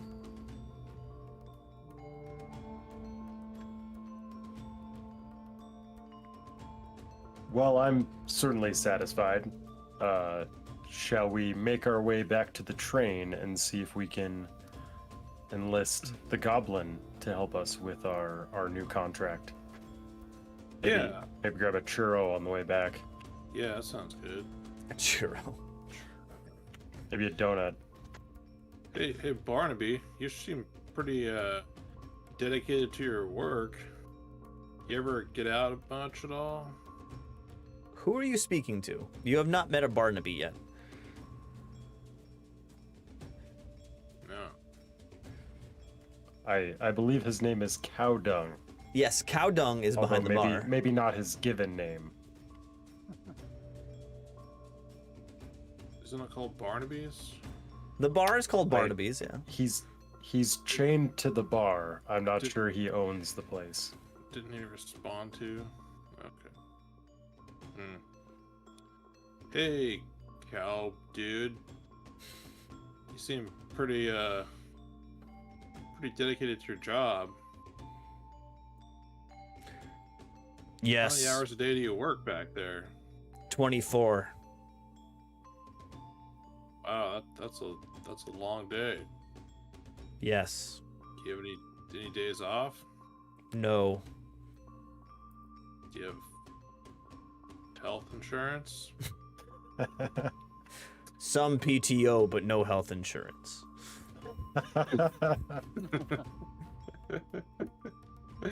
Well, I appreciate your generous service with us out of towners. Gonna give you a little tip here, just for your good work, and I'm gonna carefully palm one of my files from my thieving kit under a gold coin and pass it across the table to him. Nice. Give me a stealth check. So the file is like yay long, and there's just a coin on top of it. I didn't say I'm good at this.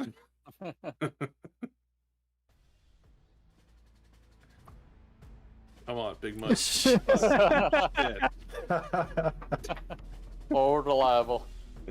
Oh, can I use like a thing like my? Yes, hero point. Do Whatever it. the Yeah, hell it's use called, your hero please point. use your hero point. All right, let's try this again. This is the exact situation that they're for. All right. Oh, there you go. All right, so if I Wait, remember, that was a perception check. But What? yeah, you rolled You perception. you rolled a Oh, yeah. So 18. Yeah, I think I got a yeah, 18. 25 to 18's stealth. good enough. So I think 8. there was a total of 4 hero checks in your pool, so it's down to 3. he has a personal one. Yeah, that was my personal one. You can use your personal one if you like. Just make sure to mark it off in your character sheet. Oh. Yeah, so it's right underneath your name on the character sheet. Yeah. Whoops. That didn't help. It's either a right click or a left click. One increases, one decreases. Yeah. Right to remove. All right. Well. I don't have any then. I need to use it. So Can I use one of the group ones? Is that okay? Yeah, go for it. All Totally. right. You guys haven't used a single one yet, so I think it's all right. You And when we palm- get into actual shitty situations, we will forget about them. So using them in funny situations is probably way more entertaining. That's very true. It's so much better. you like palm the file, but it's literally like sticking 3 inches above your hand and below your hand. It's like it's not palming it, but it's like you just hand it to him almost. And Cow Dung takes it, and again, you can't see the expression on his face. It's very, blank, and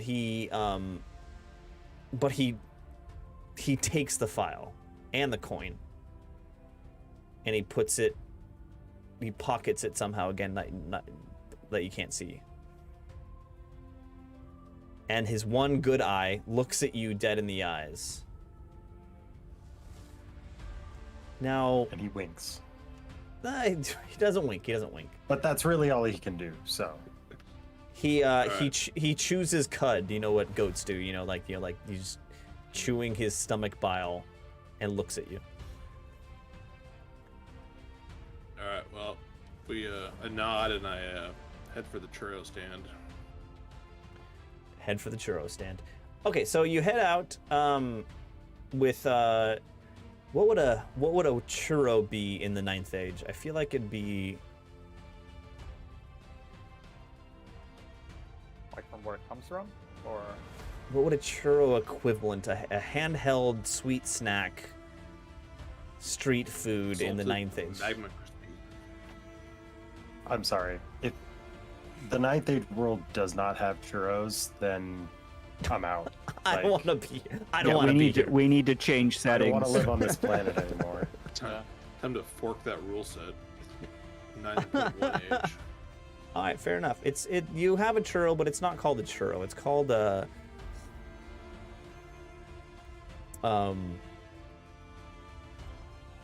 it's called a witch finger. A witch finger. Ooh, nice. And it's like kind of like a children's snack that like children's get at like, the solstice holidays, the festival, the harvest holidays. And it's deep. It's baked, fried in oil, burning oil and boiling oil. That's what I'm trying to say. and sprinkled with salt and some other seasonings. So sounds like a pretty cool band too. Witch's finger. Witch finger. Witch finger. But which finger is it? Nice. I was just thinking about that joke. So as you head out, you pass by the pens, and you're surprised to find there's actually a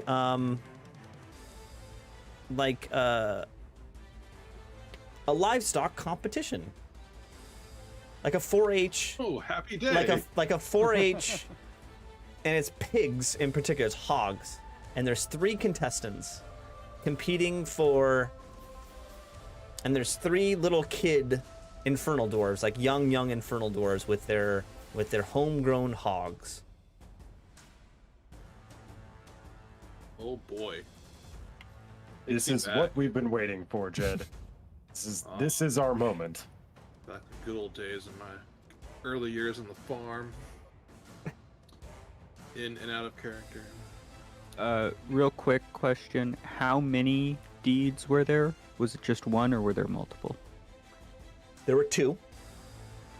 2. One was marked as the Chaladastra estate, and one was marked as give me a second. Sorry, this is gonna take a second. You've seen no brothel. Come on now. Chaladastra would never have a brothel. It is the Neterac Summer Home. Nedarac. Neterac. Classic. Oh. Okay. Cool. All right, back to Jed and Carlin. You see the 3 young infernal dwarves in front of the 3 hogs in one of the pens, and standing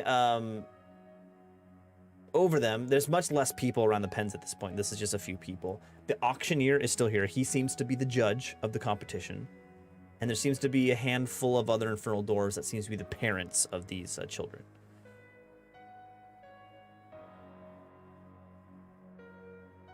Ooh, a heated competition.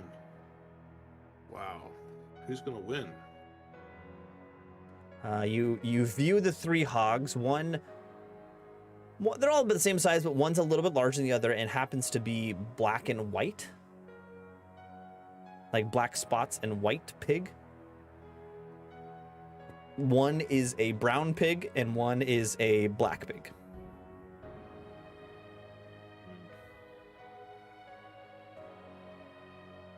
Which one has the best, like, nose and snout structure? Hold on one second.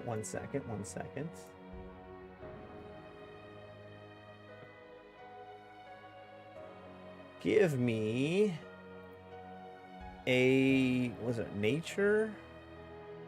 Yeah, nature check.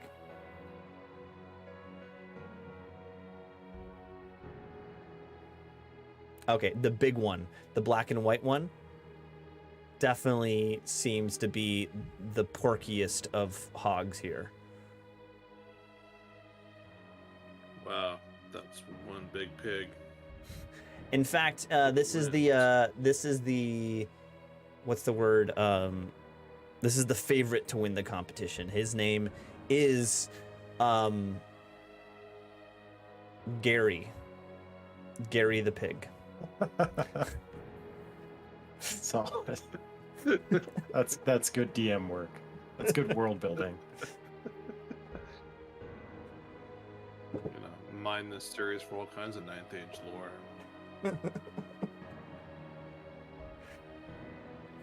And at the time that you walk up to this competition, it happens to be the tail end of this. They've already presented the hogs. They've already walked around like the best in show for in a dog show and trotted alongside the pig as it goes around the pen 2-3 times. And the auctioneer, the judge, is now striding in front of all three pigs as they stand at attention, looking at each one, trying to determine which one to award the best in show. Do you want to, Jed, Carlin, do you want to do anything before he does this? Come on, Gary, you can do it. Gary! Takes a moment. And he hands the Gary, blue ribbon Gary. prize to the black pig, which is named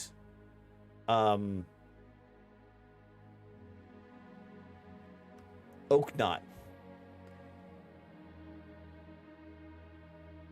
And you see from the parents an audible gasp. They're like, what? Gary didn't win? My child did not win this competition? We paid good money for that pig. The best top dollar for that pig. Wow, what an upset. I'm shocked. Yeah, I haven't seen this much of a turn of hand in years. Crazy. This is going nowhere. I'm not sure what we were supposed to really do with this, you know. Immediately, I liked it though. I enjoyed it thoroughly. The parent of the child who raised Gary immediately storm the auctioneer and start complaining. How dare you? This was in the bag. This was a guarantee. Wow, that's high stakes. All right, going back to Gary. Is Gary okay? Gary. Stakes. Gary Is he looks. upset? Gary looks just fine. Very content. Oh, good. I'm glad he can take a loss. Tough thing. He's a better pig than most. Yeah. That'll do, pig. I was waiting That's for what it. we were waiting for. I Now was we can waiting move for on. it, and it finally happened. Oh boy. As you depart from the pig competition, you may get back to the train. You notice a few things. All of the passengers you knew before are probably, you assume, back on the train, but standing by the engine car are the conductor. What was his name? Nazanin, and his ogre assistant, Brongus, are standing, kind of arms crossed, leaning up against the engine car. And as you pass by, and Brongus talks to you, and he says, "Hey there, Jed and Carlin. It seems there's a big disturbance up there up in with the orcs north of on the Steel Road, eh?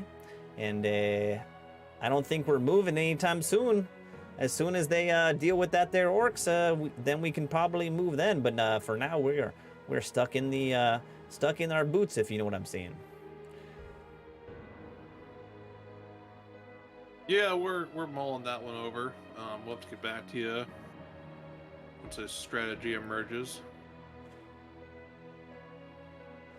You want to be on the list of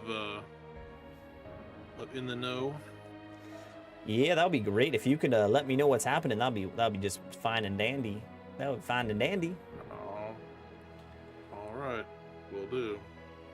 Do you two gentlemen want to hear my music? Yeah. Definitely. Absolutely.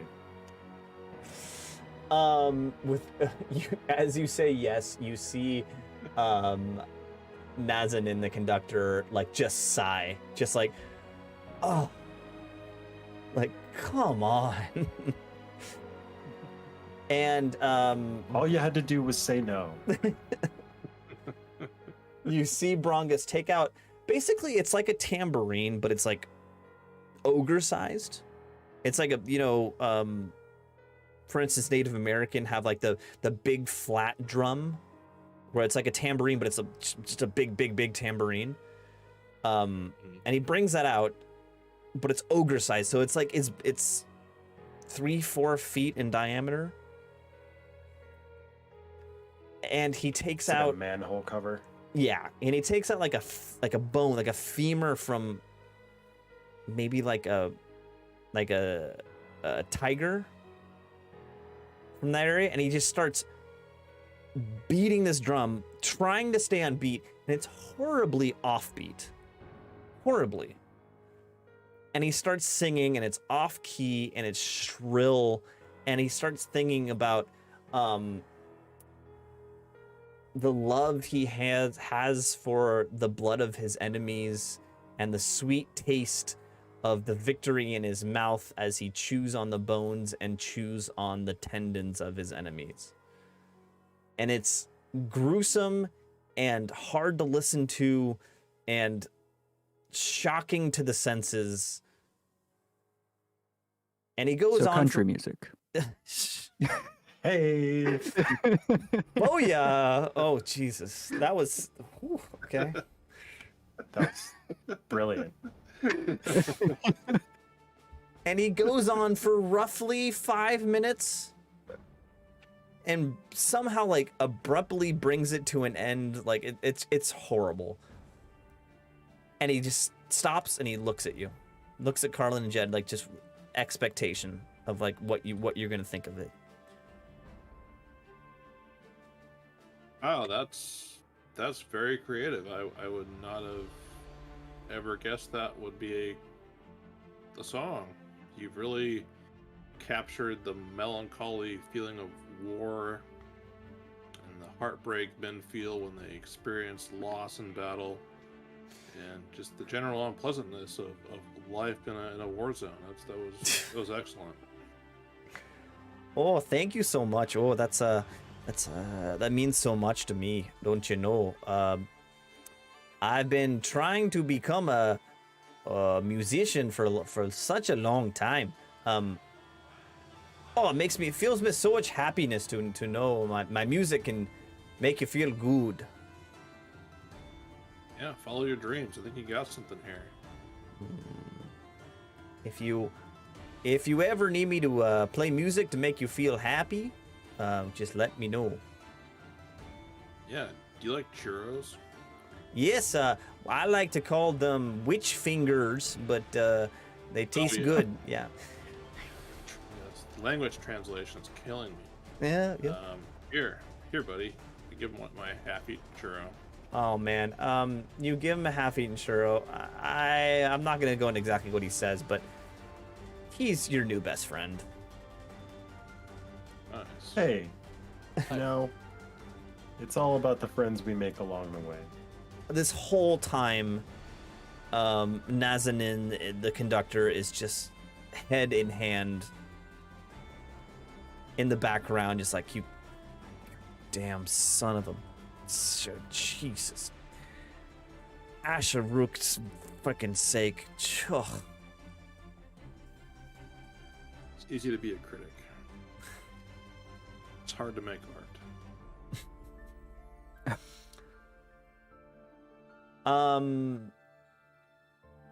Okay, you make it back to the train, but Belgux and Octavia are nowhere to be found. Actually, you hear from the Torok that they went back to the caboose, the Chalidastra's train car. And do you want to go back and see him? Yeah. Sure. So, it's about coming to midnight here on the East Coast, so this is going to be the wrap-up for the episode. You guys meet in Chalidastra's train car. Do what you like. Hello, friends. We have a job. How would you like to go fight some more orcs? Since I did so brilliantly and heroically the first time, If you would like to assist, I could use 3 sidekicks for besting a horde of orcs. There's also some. I really need to get those sound cues queued up. I haven't done it yet. I need to do it. Let's see here. All right. If nothing else, that's 3 more people to tell the story of my heroism. Sounds like less work. Your memory will live long. Quick question to the GM. Was it stated how much the whatever the dues are for this train car? No, it was not told to you. Okay. We're gonna have to ask. So, What are you guys doing in here? oh, we were looking for the Druidolf. Correct, because yeah, some bills to settle, and or else this fine car will not be coming with us. So we were hoping to assist him in resolving the matter. But You weren't talking to that demon, were you? Don't trust a thing it says, ever. I think I can hear you. Yeah, I hope so.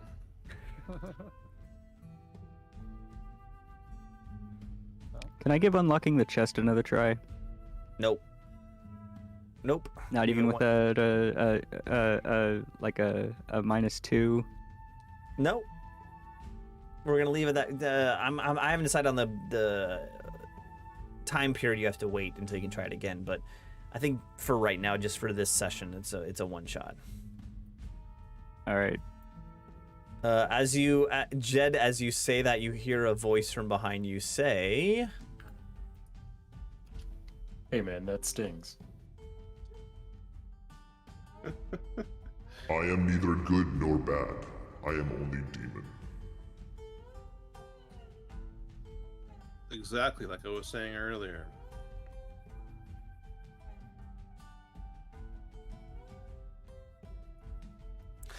Okay. Okay.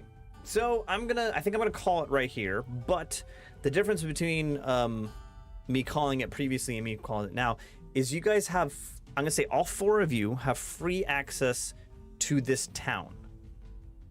So you can go to, and during the time between sessions here, and we'll discuss at the beginning of next session, if you want to go purchase anything. And I'm gonna say you can purchase anything you want with the common tag in the rule book. Anything with the common tag you can go purchase in this time. So you can stock up, you can buy different things, you can buy different weapons, whatever you want. Yeah. And then okay. And you can also review in the main rule book about ways to earn money. And we can discuss at the beginning of next session if you want to do any of those things in this downtime. How secure are the possessions we buy? Like, we put them in this train car. Can we lock this thing down somehow so we can't lose Yeah, them? you still have your after we buy sleep. them? You still have your sleeping quarters. Definitely for Jed and Carlin, you have a very secure spot. It's not impenetrable, but it's pretty secure. Belgux and Octavia, that's a different story. Because Belgux is sleeping in a hallway and Octavia is in a locked cage. What about this particular car that we're in right now? Can we lock it and unlock it? you do not have a key. So you could go into it and lock it from the inside and lock yourself in for protection, but you could not lock it from the outside and walk away and then come back. Well, I think I found my new sleeping quarters. Okay. Yeah. Better than a cage. For sure. All right. And if I can lock it from the inside, I'm just gonna point out we have 8 viewers right now. I'm extremely happy about whoever's watching right now. Thank you for watching. All the usuals: Warrior Womp, Peter, Chris. I think I saw Bridget in there too for a while ago. Thank you for watching. I really appreciate it. But awesome. as always, what is the name of this episode? I mean, I think the high point of the episode was definitely a strong dwarven name. I would say either that or debating whether a Pegasus can read. I thought you were gonna go for the pig. Or the pig, or Gary the pig. That'll do, pig seems like a pretty good one. It's up to you guys. You have to vote on it. RPing at a 7th grade level. That's pretty damn good. And we're definitely doing that. So. Jed, that was pretty good. You know what? RPing at its 7th grade level. You know what? I like that one. Yeah, I like that one. let's I go think with that's it. That one's pretty good. It. That one's pretty good. Okay. So definitely in the downtime, think about any common items you want to purchase, and then if you want to, so go to the section in the rulebook about downtimes, and there's a handful of activities. I'm not going to say you can do anything off that list. We'll discuss it at the beginning of next session, but we'll see you next time. Thank you so much for watching, guys. Thank you for joining me as always. And we will see you hopefully next week, probably next week. I don't have anything planned for next week, so should be good. Cool. Later. Thanks, everybody. Thanks, everyone. See you next time.